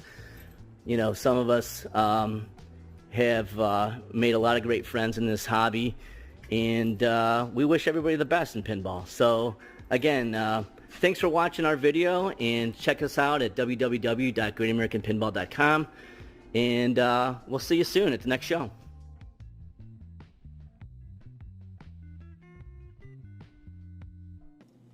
I love this guy. All these guys have done such a great job. They did a beautiful job. How Thanks, do they know Mike. how to do this stuff? Are these guys all videographers? I thought There's only Jeff was. There's a lot of time, blood, sweat, and tears that go into these videos. And passion. Passion. Big passion. Hats off to you guys. Hey, is Vinny there? Vinny told me he was watching the show. Is Vinny still there? Vinny? Yeah. Vinny or Tone? Vinny or Tonton, you there? How about Jade? Well, we I don't know. Were they supposed to be? They You should be. never know. Now, we did talk to Mike from Great American Pinball. If you're interested in the Twilight Zone, he Make your may be open to an offer. So think about that. We And- told him. He says, you got so many people seeing it, Yeah. you can't let them down. He says, all right, I'll listen to anything. I'll hear their offer. I haven't heard yours, by the way. It's called a secret offer. Oh. But as you see with Great American Pinball, he's got a passion. And, you know, he's through the 12-step program of pinball addiction. You can see he's gone through all those steps, and he's making amends. So thanks, Mike. Keep up the good work. And it's amazing what these guys are doing. So, As I say, once you smell the smell of a pinball, you're never again free. that's true. They're like Lay's potato chips. You just can't But have nothing beats the smell of a Gottlieb opening up that back door. one. You know what that smell is, right? Wire, The solder, what else? the Bakelite. Circuits. Bake lights. The Bakelites, and that gave off a formaldehyde smell. So there you go. That's why those machines were so perfect and lasting for so long. Unfortunately, right now, Project Pinball, we're still waiting. We didn't get anything. So Nope. we're going to try to fit you in somewhere else. But we're going to Australia. We're going to Australia. I Kim got the head Oswald, on. this is for you, baby. Yes. You didn't know me from Adam, and I called you up, and I told this guy how great he was. You And did. he said, you know what, mate? How can I let you down? So whenever you're ready, we're ready here from the Goat Shed. This is a good one, baby. Tune in. It's in Australia. It's a Saturday morning, and we're here, and we have Marco Rossignoli on the left of screen and Graham McGuinness on the right of the screen. G'day everyone. G'day. Marco has written books on pinball machines in the early 2000-ish, and he wrote 2, and Graham collaborated with him later on, and I wrote 2 more. So there's 4 books on the market. So what we're going to do, we're going to let Graham say and Marco say a little bit about those books, and away you go, guys. Yeah, g'day guys. I've always wanted to go to Pinball Expo. It looks like Pinball Expo is coming to me this year, isn't it? There you go. So back in 1997, I think it was, I started writing this book. It's no longer on sale in this format, but if I put that book down, now it looks like this in its current version, but it's still 20 years old. It was printed in 2000. At the time that I wrote the book, there wasn't any other pinball books out. I think the last book that came out was in like 1988, so I decided to write my own. Apparently it's the best-selling pinball book ever. Whether somebody can substantiate that. Yeah, it's still on sale through Shipper. Like I said, unfortunately, I haven't updated it, and I'm not going to update it. Although Shipper did ask me if I wanted to bring it up to speed, and I said no, it's too much work. The format of the book was too much to rejig. A couple of years after that, I decided to write another book. It was Sucker for Punishment. So I wrote Pinball Memories, 40 Years of Fun, which is basically, as you can see, it's not a history book in such, it's a history book wrapped up in different pinball machines. So I picked 50 pinball machines and just wrote a chapter on each. And there's a good one from Hankin, Australian made. Plus there was another one there from Hankin, I think. There it is, all but one. Yeah, so I decided to do a book on 50 pinball machines. And then during the course of this book, I needed help in photography. So there's my mate Graham. He was helping in the photography side of things. But we decided to get together and write 2 books together. Which one was Pinball Snapshot, yep, and the other one was Pinball Perspectives. Well, I've been interested in pinball since my early childhood, and playing the first pinball around 65 because I was the youngest of 4 boys, and so I played pinball all through my childhood until the 70s, and then got out of it for a while, and back in 85 I decided to buy my first pinball machine. And back then there was no one around that could fix them, so I just had to learn on myself. And I just struggled through for the first few years, and then I got really crook and had to retire. And then after that, since I didn't have a great deal to do, I started really getting into repairs. And I met Marco, would have been around probably 98, I should imagine. Yeah, 97. I think I met Graham when I came to do some photos of some of these machines for this book. That's correct, yeah. I think it was the 2001 and plus all sorts of other Well, games. Marco had a great selection in Newcastle, because everyone had pinballs in Newcastle back then. They still do. And Marco went around to all the places, and when he come to my place, he pretty well could not believe all the parts and everything I had and how long I've been into it, and we really clicked together. And I eventually started going out with him doing photography with the books, and it merged into thinking, well, because I had wrote articles before, the pinball journals and that for on particular subjects, so I did write stuff before, and we just sort of latched together, and we sort of had a few sample chapters together and worked it all out, and we sort of clicked together, and we wrote the one book. We were going to write 3, but they we just ran out of we steam. just ran out of stuff to do, sort of thing, and we done the one book, which was pretty good. This That one was here. the first one, wasn't it? The first one there. Yeah, Pinball Snapshots. Pinball Snapshots. Same, it's in the same format. We took like 50 games and we did a chapter on each. Yeah. It was actually quite hard to get to find collectors around Newcastle. We sort of ran out after about. Yeah, we had to go Queensland and nowadays they're everywhere. and we got games sent from collectors in America as well. They sent us pictures and whatever. Yeah. But nowadays, as you know, you could get it everywhere, and then we done the second one. The Facebook community, you know, like there's hundreds and hundreds of people around Newcastle that have games. It's just amazing how much is out there, even in a small town. Not to mention Sydney, of course. And a lot of the chapters, like we both collaborated on the chapters, but I used to like writing a bit of my personal experience with the machine when I was a kid, if they were an old machine. And which sort of brought back memories to myself. And a lot of people asked if we're going to do another one, but no, it's just so much work, you've got no idea how much work there is in these books. There's no, although there's a small market for books, but it's the internet, the Facebook, all the web pages that you could, and the internet, the Pinball Internet database, you can, and Google, obviously Google, you punch in a name for a machine, a particular machine, and up comes, 1,000 photos, 1,000 articles. You don't need books these days unless you're old school and you like to sit down and, with but back then we put a drink and read all night. We put a lot of things into the books that a lot of people didn't know. There was different bumpers on the machine. We would check it out, so they would probably think that their machine was unique, but no, that's how it was. And I think it helped a lot of people back in the day. Yeah. Maybe not so much now, but they're still a good read. There's a lot of information. There's still a lot of information in all these books that you can't actually Google. The rule sets.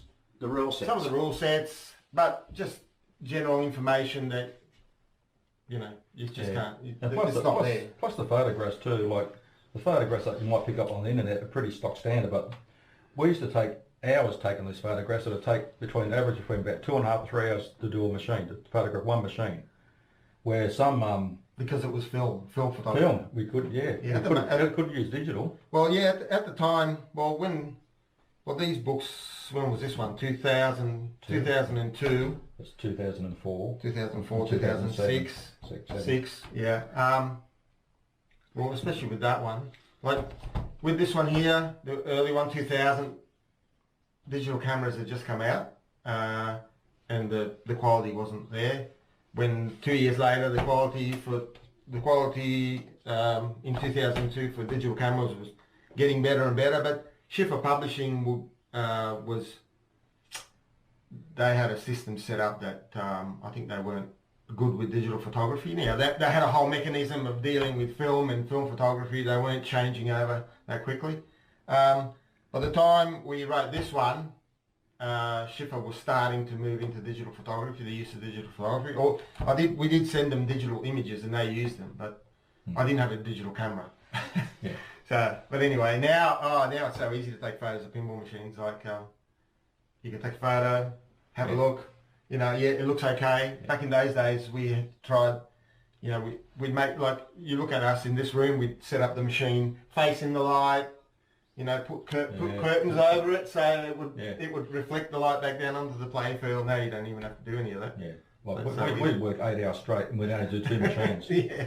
A lot of people, like some people write books and they take about 10 machines, click, and that's it. Yeah. Where in the you know, obviously the pictures don't look up to scratch. I think there's a lot of that is lost. Like you can't see the amount of work we put in some of these images. A lot of that, a lot of the art is lost. You know, like taking a photo like that these days is so easy. Yeah. That took a lot of work just to get set up. 10 minutes just to set it up. And get the lighting just right. You know, even that one, that's a nice photo. You know, and then to colour correct them, you know, you had to tell. I couldn't colour correct them myself because I didn't process them, but then you had to tell the photo lab to try and get the right colour. Yeah, it was a lot of work just trying to get, you know, we'd take about 5 or 6 photos of the same shot with different light, daylight. Yeah. We had fluoro lights, we had just and then normal hot lights like on the ceiling. You get them all back and you say, no good, and you get just a small handful out of this big stack of photos that you took. Yeah, I think with the first one, I know for a fact with the first one, I'm not sure about the other ones, it'll probably be the same. I think that was about 1,000 photographs. There's 1,000 photographs in this book, okay?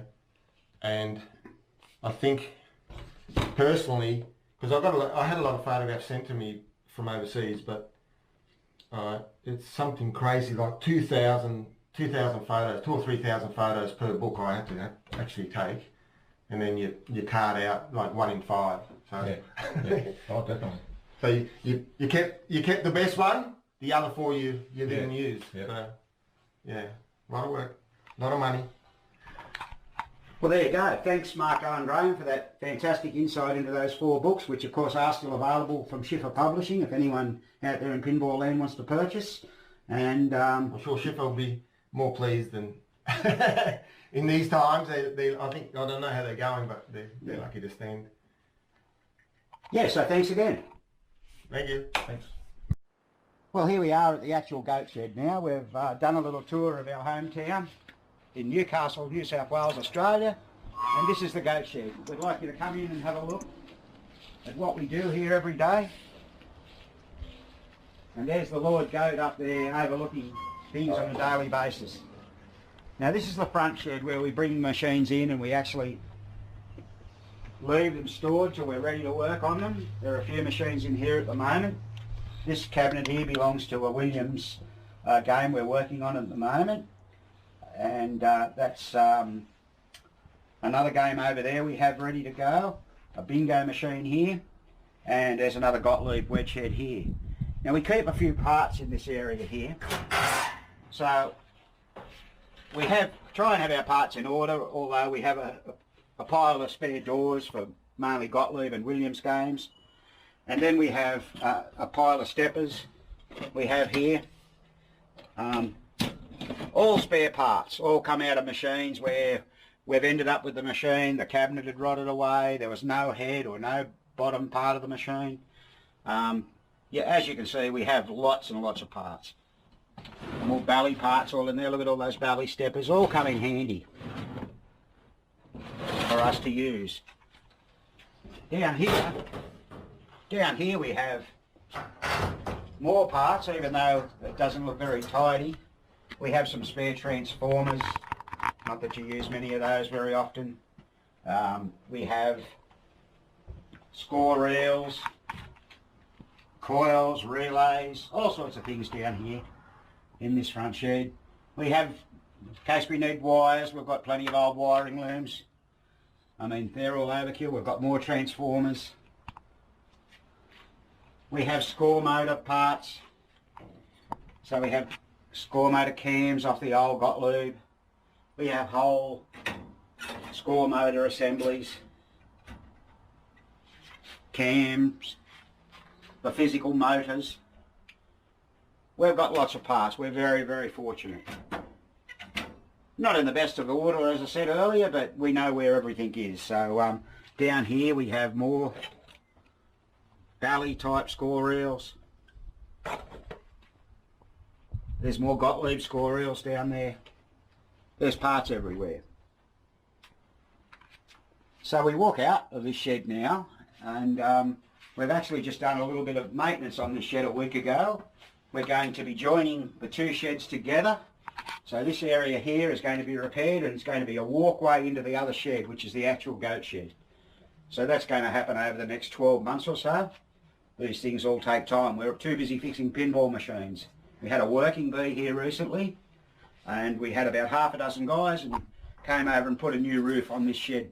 This shed we're in was built in 1952, so it's quite old, as you can see. But it's just a storage area, so that's not a problem. So we're going to walk out now. We're going to come into the other shed.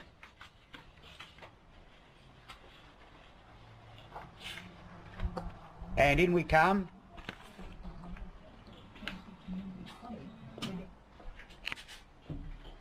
Now we welcome you to the actual goat shed itself.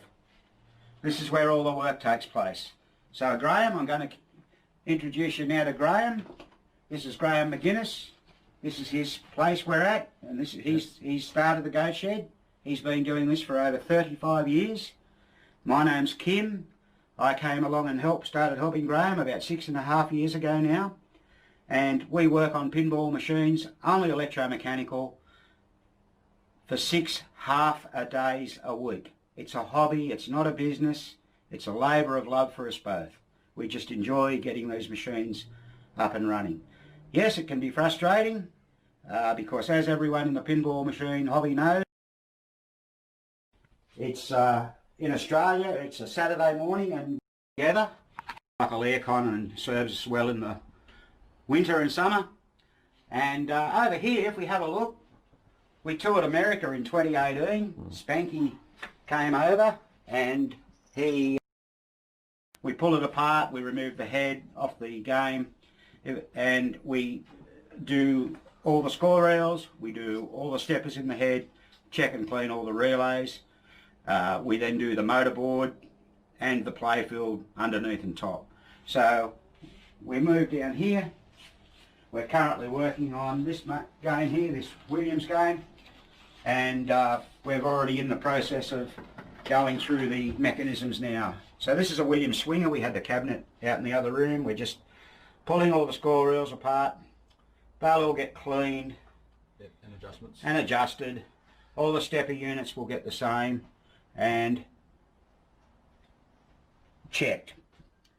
So out comes the replay unit, out comes this player unit, ball count unit, because it's a 2-player game, and away we go. Now, we've already shown you some parts that we have out there. So if we need parts, yep, we've got plenty. Obviously we don't have every part made. Sometimes we have to order them from the US, which is very, very costly to us here in Australia. But if you've got to do it, you've got to do it. So we try and order a lot of parts from Steve Young at Pinball Resource in one go. It costs us money, but it's well worth it.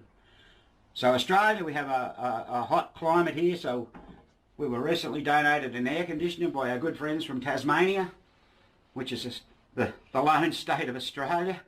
Even the forgotten state, some people say, but we thank them very much for that. So that's a dual cycle aircon and serves us well in the winter and summer. And over here, if we have a look, we toured America in 2018. Spanky came over and he was given a gift.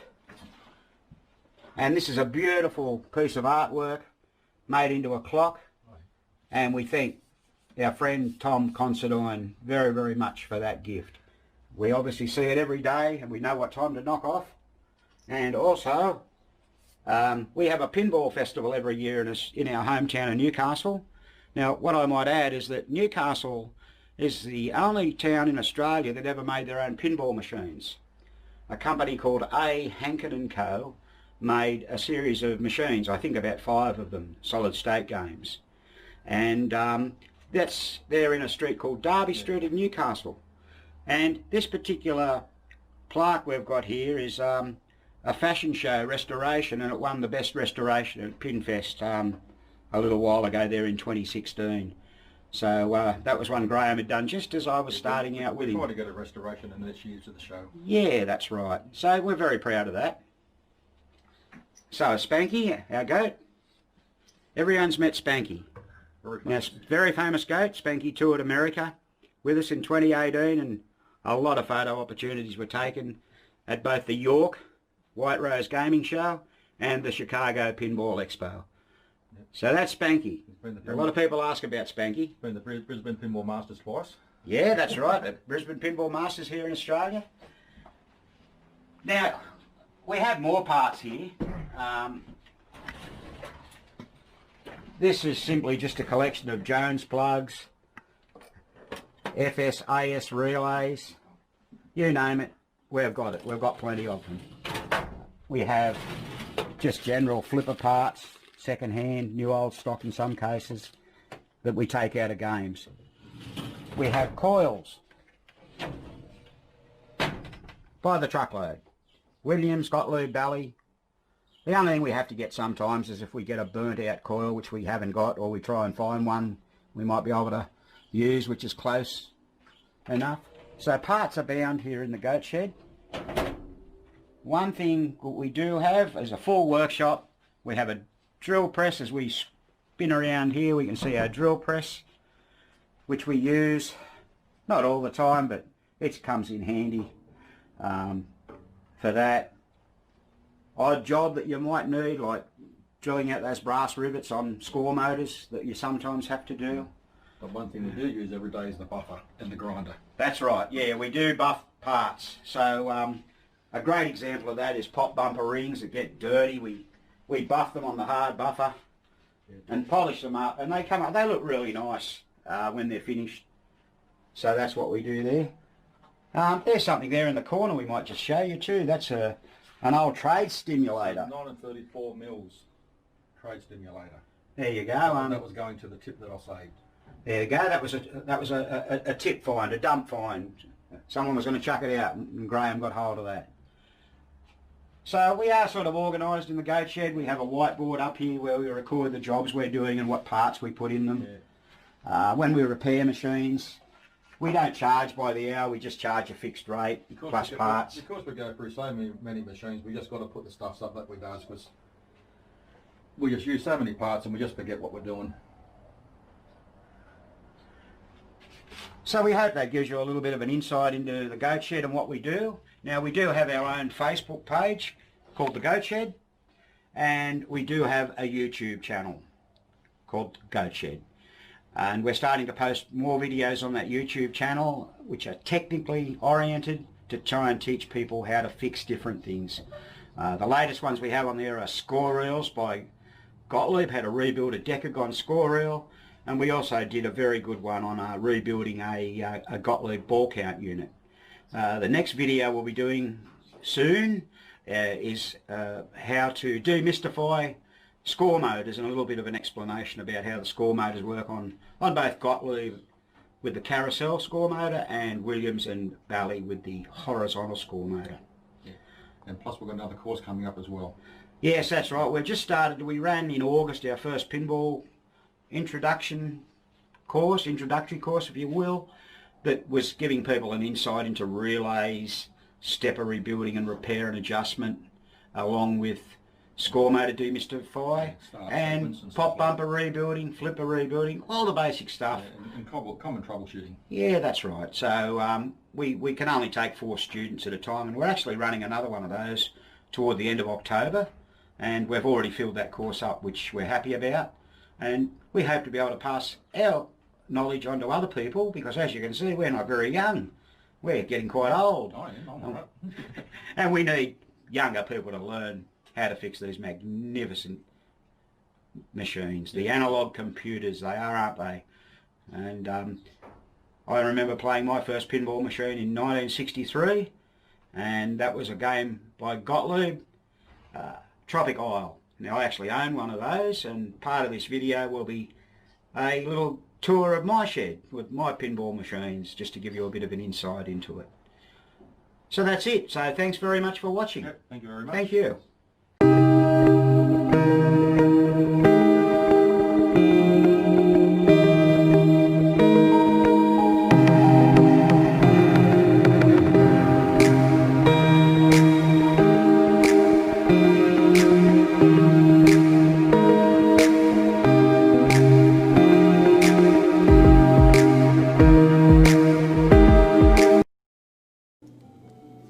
I like this guy, man.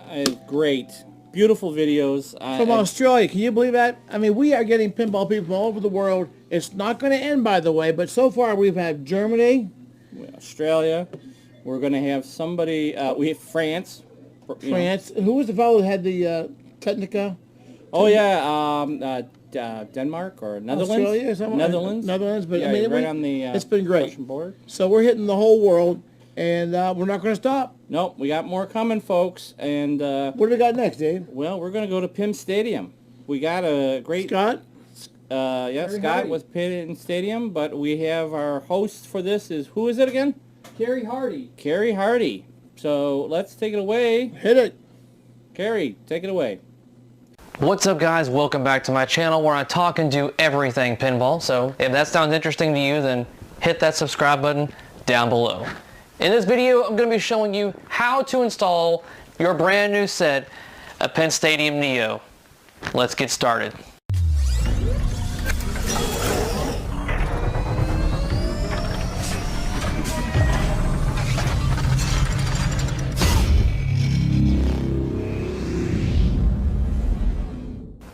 Now, I know there's of you out there that are like me. When Scott releases a new product in his lineup, it's always like, what is the difference between this product and that product? To answer your question, the main difference on the Neo in comparison to the regular Penn Stadiums is that you have your regular hyper beams with the UV glow, but you also got the blur, also known as a diffuser, that is on these, which keeps the light from shining onto your wire forms and ramps and plastics and stuff like that, giving it that rainbow effect and the stripes that a lot of people didn't care for. This eliminates that. So with that, this game has a lot of wire forms and plastic ramps that I believe would really benefit from this product. Now, what I'm going to do here is show you how easy this is to install on particularly this game. This system is Spike 2, so this would work for any Spike 2 system the same way I'm going to be doing this. There may be little deviations depending on what kind of machine, year, and all that kind of stuff. A lot of variables, but I'm just going to show you what this kit can do particularly for this game. First things first, make sure your machine is completely powered off. If you want to go the extra mile, then by all means unplug your machine. That is up to you, but bare minimum is your machine needs to be off. And then we're going to get in here. These things require power. So you're going to be using the plug that comes with your unit and use the outlet that is right here in your stern service outlet. That's where you're going to plug this unit into right here. And then all we're going to do is just feed it down.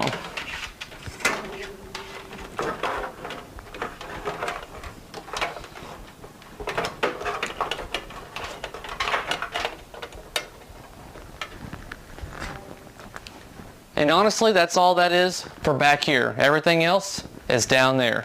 Let's do that.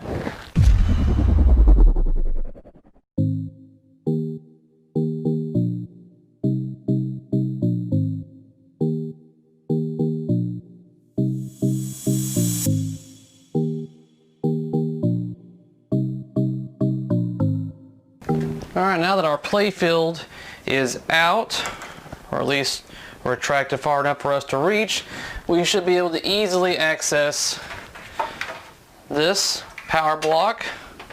And what we're wanting is on the other end of it. This is the power cord portion that connects to this board that connects to the hyper beams. Now your hyper beams officially have power. Now, if you want to, we can disconnect this for right now. That way you're not worried about power going to these prematurely. And we need to separate these two like so. They're connected via magnets. So you should be able to separate them. White padding on both sides. And one bar goes on one side and one bar goes on the other side. We'll go over the orientation. The orientation is as follows. Of course, the cord going towards the cabinet this direction. Then the white portion where the magnetic strip is at will be going against the wall. So I know this one is going on this side, and that means, of course, this one goes on that side. So now that we have our orientation in place, now we're going to get out our little bag of goodies that comes with your set of Penn Stadiums and start digging in here and getting out what we need. What we're going to need to get out first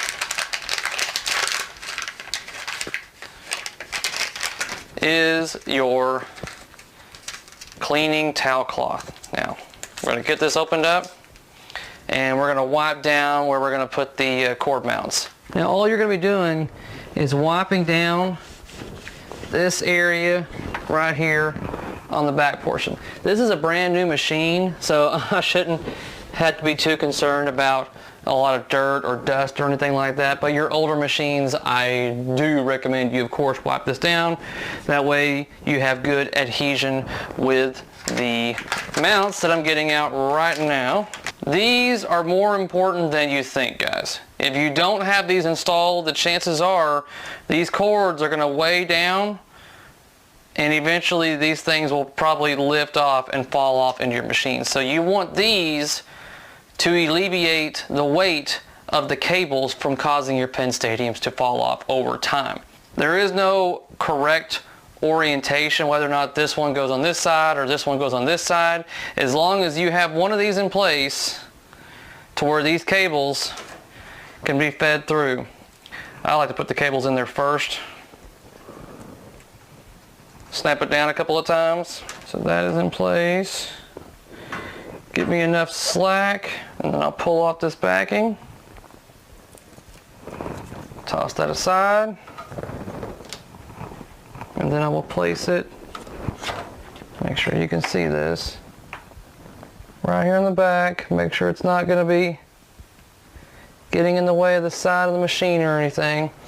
And I'm going to press firmly on there just to make sure I've got good contact. I would hold it in place for a good 5 to 10 seconds really hard to make sure that you've got a good firm grip on that. So I've got this one in place, and then we'll get the other one in place. Peel off that backing. Go right about there. Firmly press. You want to make sure these are on here well, because if these fall off, then eventually your cables will fall down and then your Penn Stadiums will fall down. So do it right, boys. Alright, that should be good. So now we've got the Penn Stadiums mounted to the playfield.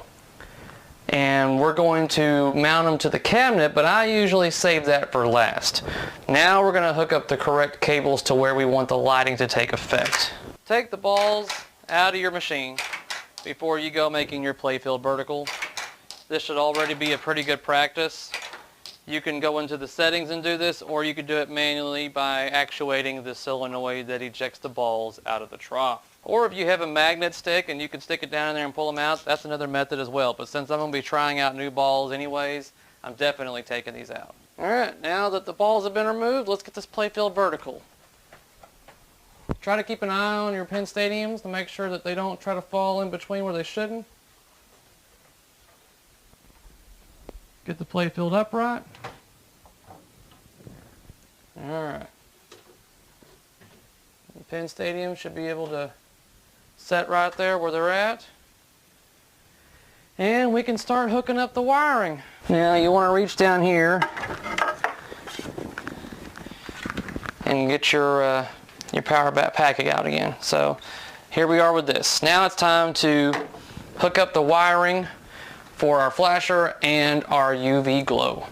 Inside your Penn Stadium kit, you will find Hi, Joe. How are you doing? these. The one with the alligator clips on. You're going to be muted when you come in. Unzip tie Here's Joe.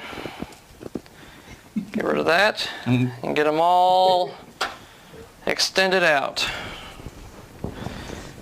Now, if you want to, you can actually pull these apart all the way down. So you have one separate strand for GI and one for flasher. Now, some people also want to know, is there a difference between which one's which? Because you have blue and white, and you have red and green. Does it matter which one of these you use for your GI and flasher? No. They can be used either way when it comes to wires. But when it comes to how you hook it up to your board right here, I always personally remember that the GI, which is the most important thing, is in the middle. Oreo. The best part's in the middle, right? So, but your GI connects to the middle. I typically use the blue and white cables for GI because blue and white mixture of colors is really good for your GI. So, GI's in the middle, flasher is going to be on this portion right here. Okay. Now, you can go ahead and connect these. You shouldn't be able to hear me now, right? I'm going to put Okay. GI because I just muted Pinball Expo. Sorry about that. Flasher. They should snap into hold on. place. Bye. What? That portion's done. Now all I got to do is find me a good GI bulb and a good flasher bulb to connect these two. Now this is where personal preference is going to come into place, because where you put your GI and your flasher is ultimately up to you. That is the joy of this product, is that you can make it your own. I have chosen this bulb right here for this game. This bulb is located just underneath where the turtles, you choose which one you want.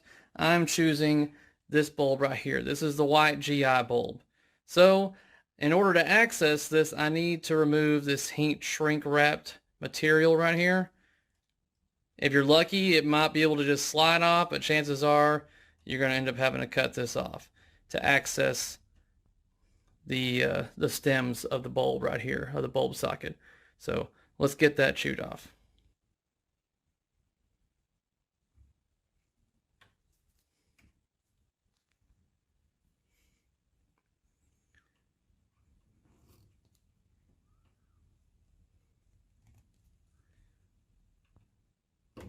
Definitely very tricky with one hand, guys. I'm trying to give you an idea of what I'm doing. But yeah, I'm cutting this off and then I'm going to remove it. Very difficult with one hand. Alright, once I loosened this up or cut this portion right here, I was able to actually just slide it off of this thing. So I cut that part and then it just slid right off of there. So if you want to keep that on there, you can. So that way you can just cover it back up in case you decide not to use that particular bulb. That way you're still protected on it. Alright, I'm going to need both lugs, so I'm going to start getting this one now. Alright, now that I've got both portions available to me, I'm going to take my blue and white, which is I'm using as my GI, and I'm going to be connecting one of my alligator clips to one lug.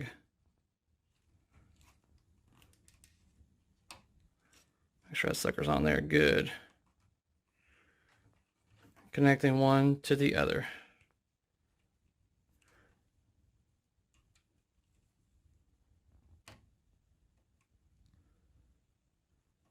So that's on there pretty good. That's on there pretty good.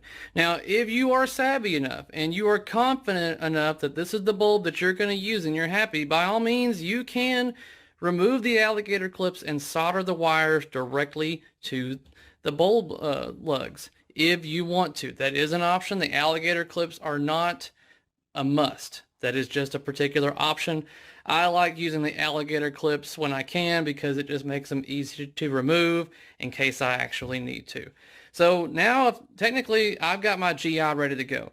Now I need to add the extra cherry on top, which is the UV flasher, and I am kind of undecided on which flasher I'm going to use just yet. But I'm going to try out first is one of the flasher bulbs to the pizza disc. This is going to be an experiment, guys. I don't know how well this is going to go over, but this is the joy of the product also, to figure out what you like best. There are people that say to use the flasher above the not the school bus, but the turtle van in the back, I don't feel like I'm going to get enough of it. That one doesn't really go off as often. This is going to be used quite often, and I think it'll give it a nice, good effect. Not to mention I'm putting UV rings on here, so that's going to help the rings glow. Oh, that one just slid right off without any effort. How about that? Let me see if the other one is the same way. Looks like that one is going to be not so much. All right, well, let me get these lugs free. All right, now that both of my lugs are free, I can come in here and use my alligator clips. And just like I did with my GI, clamp them onto one lug if I can get a good view of. Make sure that's on there real good. Get one on the other lug.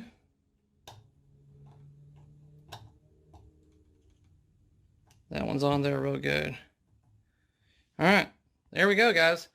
The thing is wired up. Now, if you're even more picky like me, you can do better with your wire management by feeding these wires through the areas or even installing extra zip ties just to make it a little bit more cleaner. And then we'll be ready to mount these things to the cabinet. Alright, I've done my wire management. What I've done is use these bright orange ones. Everywhere you see a bright orange one is where I have mounted something that's not standard to this game. That way I know that in the future, if I want to remove this system from this game, because that's something that people do, guys, they can install these on their games, and let's say you want to sell the game that you have it on, but you don't want to get rid of your Penn Stadiums, you want to put them into another game, or you just want to keep swapping around from game to game, you can do that. Just, you know, I have mine set up that way. I know that I can easily remove this whole kit without wondering which one's the right zip tie or whatever or anything like that. It's just an easy snap those off if I don't want this kit on this machine anymore. That's what I've done. You can by all means come up with your own method. Let's get this playfield lowered back down. Alright, now that we've got this, I'm going to tuck this behind that middle plank right there. Should be good, and we'll start lowering this thing down.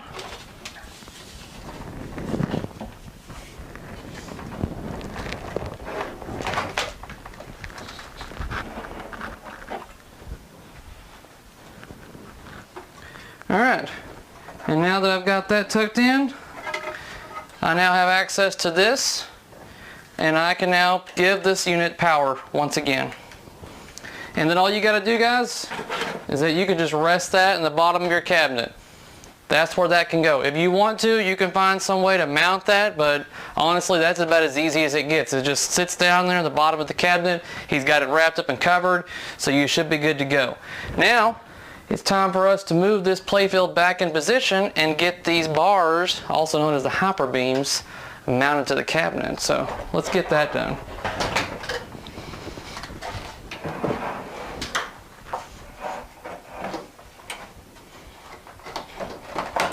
Something I want to note, guys, whenever you're lifting and lowering this playfield on this machine, keep an eye on this plastic portion right here where your turtles are at. That is very close to the cabinet, and you can end up causing damage to the plastic or the cabinet. And since these bars are going to be in here on the sides, that's going to be a place that you're going to want to look out for also, because the magnet strips are going to be on your cabinet at all times. The beams can rest off, but you're still going to have the other side of that strip mounted to the side of your cabinet at all times. Alright. Alright, take your alcohol wipe and wipe down the area where you're going to be mounting these magnet strips.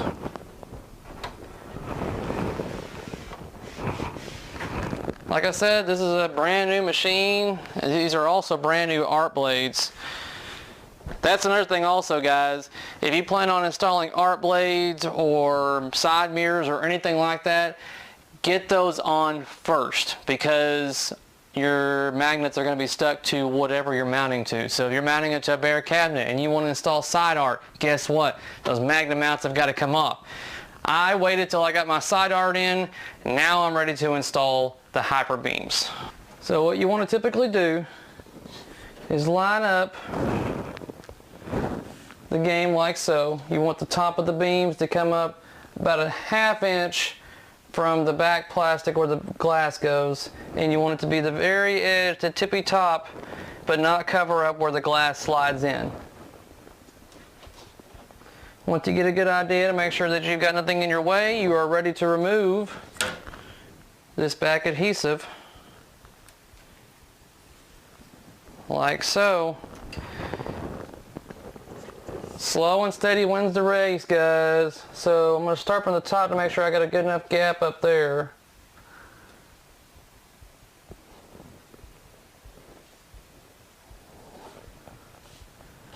I'm pressing down, but not too hard. I want to make sure that it's sticking, but in case for whatever reason I need to lift it up and reset it because I'm not happy with the location, I can. Once I pry down and those are set pretty well, I'm going to pull up and take that beam off. You should still have your magnet mount right here.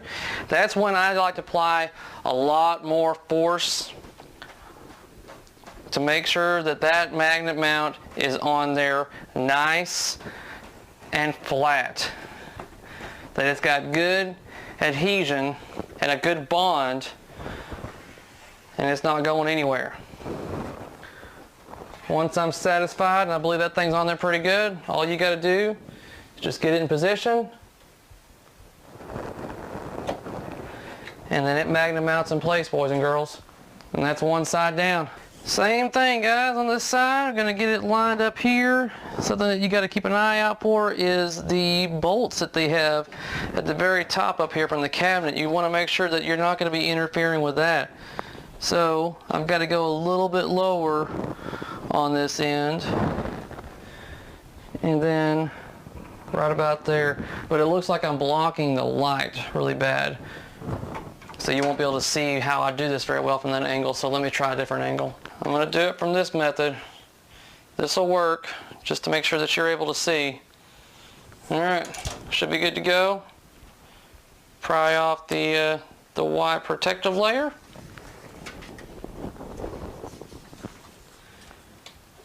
Line it up.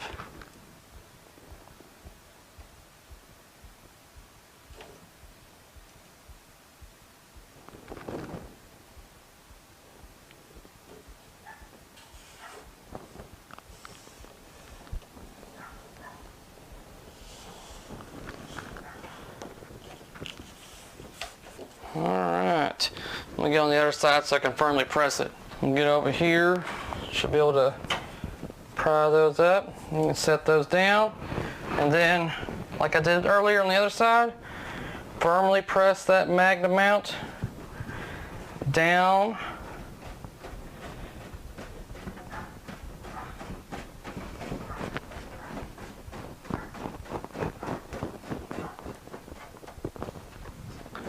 And then you should be able to just line them up again. And the magnet does the rest, boys and girls. That is it. These things are officially installed on my Teenage Mutant Ninja Turtles. And of course, let's power this sucker on. Alright, here we go. Jesus.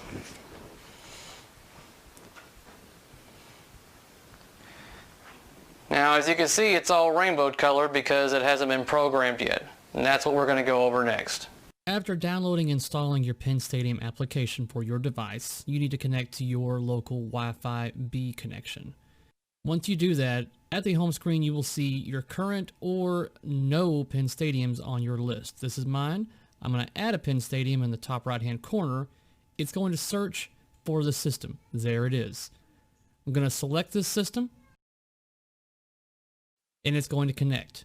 It's going to want to take me to my Wi-Fi. So I said, yes, take me there. So now it's going to do my Wi-Fi, connect to that Wi-Fi system. That way I'm able to access it. Once it connects to my Wi-Fi, it's going to begin connecting.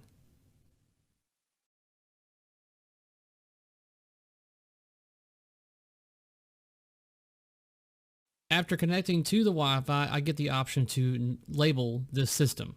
I don't want it to be this. I'm going to delete it, and I'm going to tag it as TM TMNT.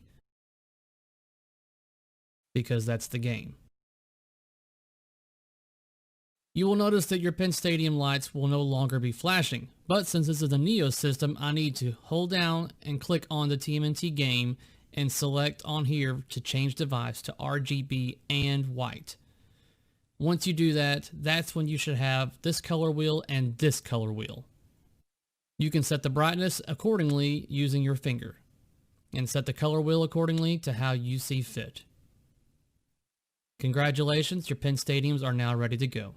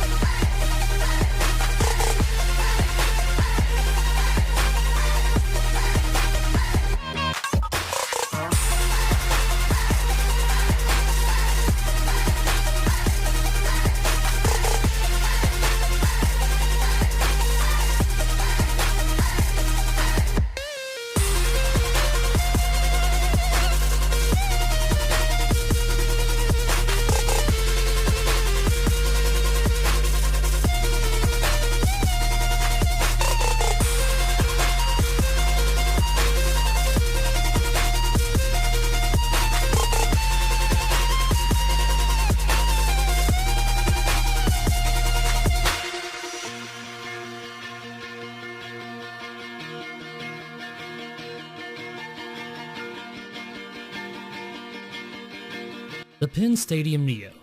Now, this isn't my first rodeo when it comes to showing you guys this product line, so let me try and give you some info to ease some of your questions or concerns. The original Pin Stadium is an excellent mod for any pinball machine. I know what you're thinking, then why should the Neo product interest me? Well, with an improved design, the Neos have the ability to be much brighter and give off less heat compared to the originals.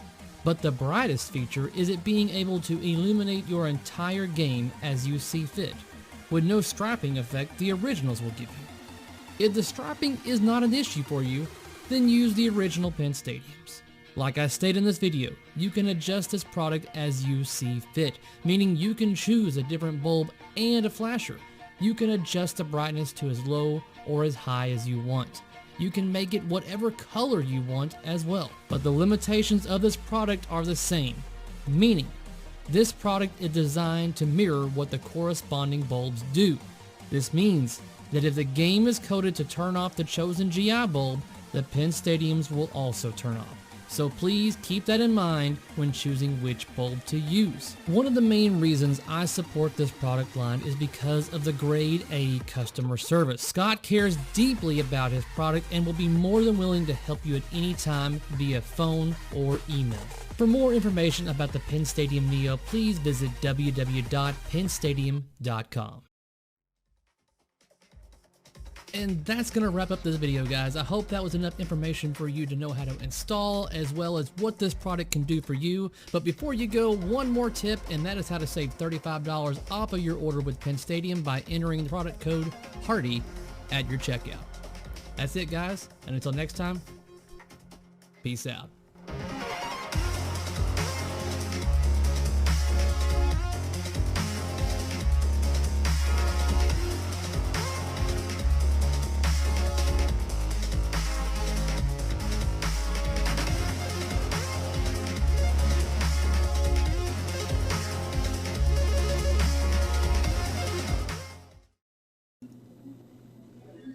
All right, everybody. So right now, before we go to our main presentation, I'm going to show you a really fun video. Did you know that McDonald's had a pinball machine? Let's check it. Let's check it out. This is a Pin Game Journal Pinball production. The story of the Mic Pro. But explain what happened in our last video. Okay, so in our last video, we realized after we filmed the video that there was like a McDonald's logo. It was pretty much there. Just on the side there, and we didn't want anyone to see and get the idea we were making a McDonald's thing. The reason it was there was because when the first whitewood came for Iron Maiden Pro, all the plastics were yellow. Like a golden McDonald's yellow color. Because that's what the company... Dave just gets spray paint, and he paints the plastics one color. And he just happened to pick yellow. Happened to pick yellow. And so with the plastics, you don't have the eddies on them, you just have the shape. So some of the engineers grabbed Ronald McDonald and the Hamburglar and put him up there. And then slowly but surely, people kept going to McDonald's for lunch and grabbing what they could from the little paper they put on the trays and cutting it out and taping it on. So by the end of it, the whole playfield was covered in French fries, and the whole cast of characters from the McDonald's characters when they had those guys, and all the targets had different sauce packets. So you had barbecue sauce and honey mustard and something else, ranch probably on the other target for the drop target shots, and all the targets had decals that were made out of just pieces of stuff we could dig up at the nearby McDonald's. So the back glass was made, which was someone just printed out the arches on the logo and put it in a glass. That's what was that? And that's what was sitting there because it was just paper crammed in the glass. It was very difficult to get it in and out. So we just left it like that. Okay. Did anyone take any pictures of that? Keith will have pictures of the Mic Pro. But it was back when Rick sat here working on Iron Maiden. Thank you. Yep, no problem.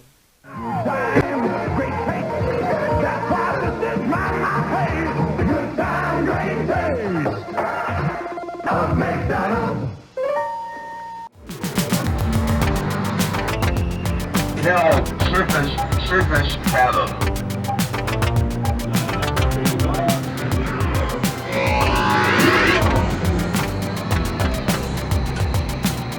Danger.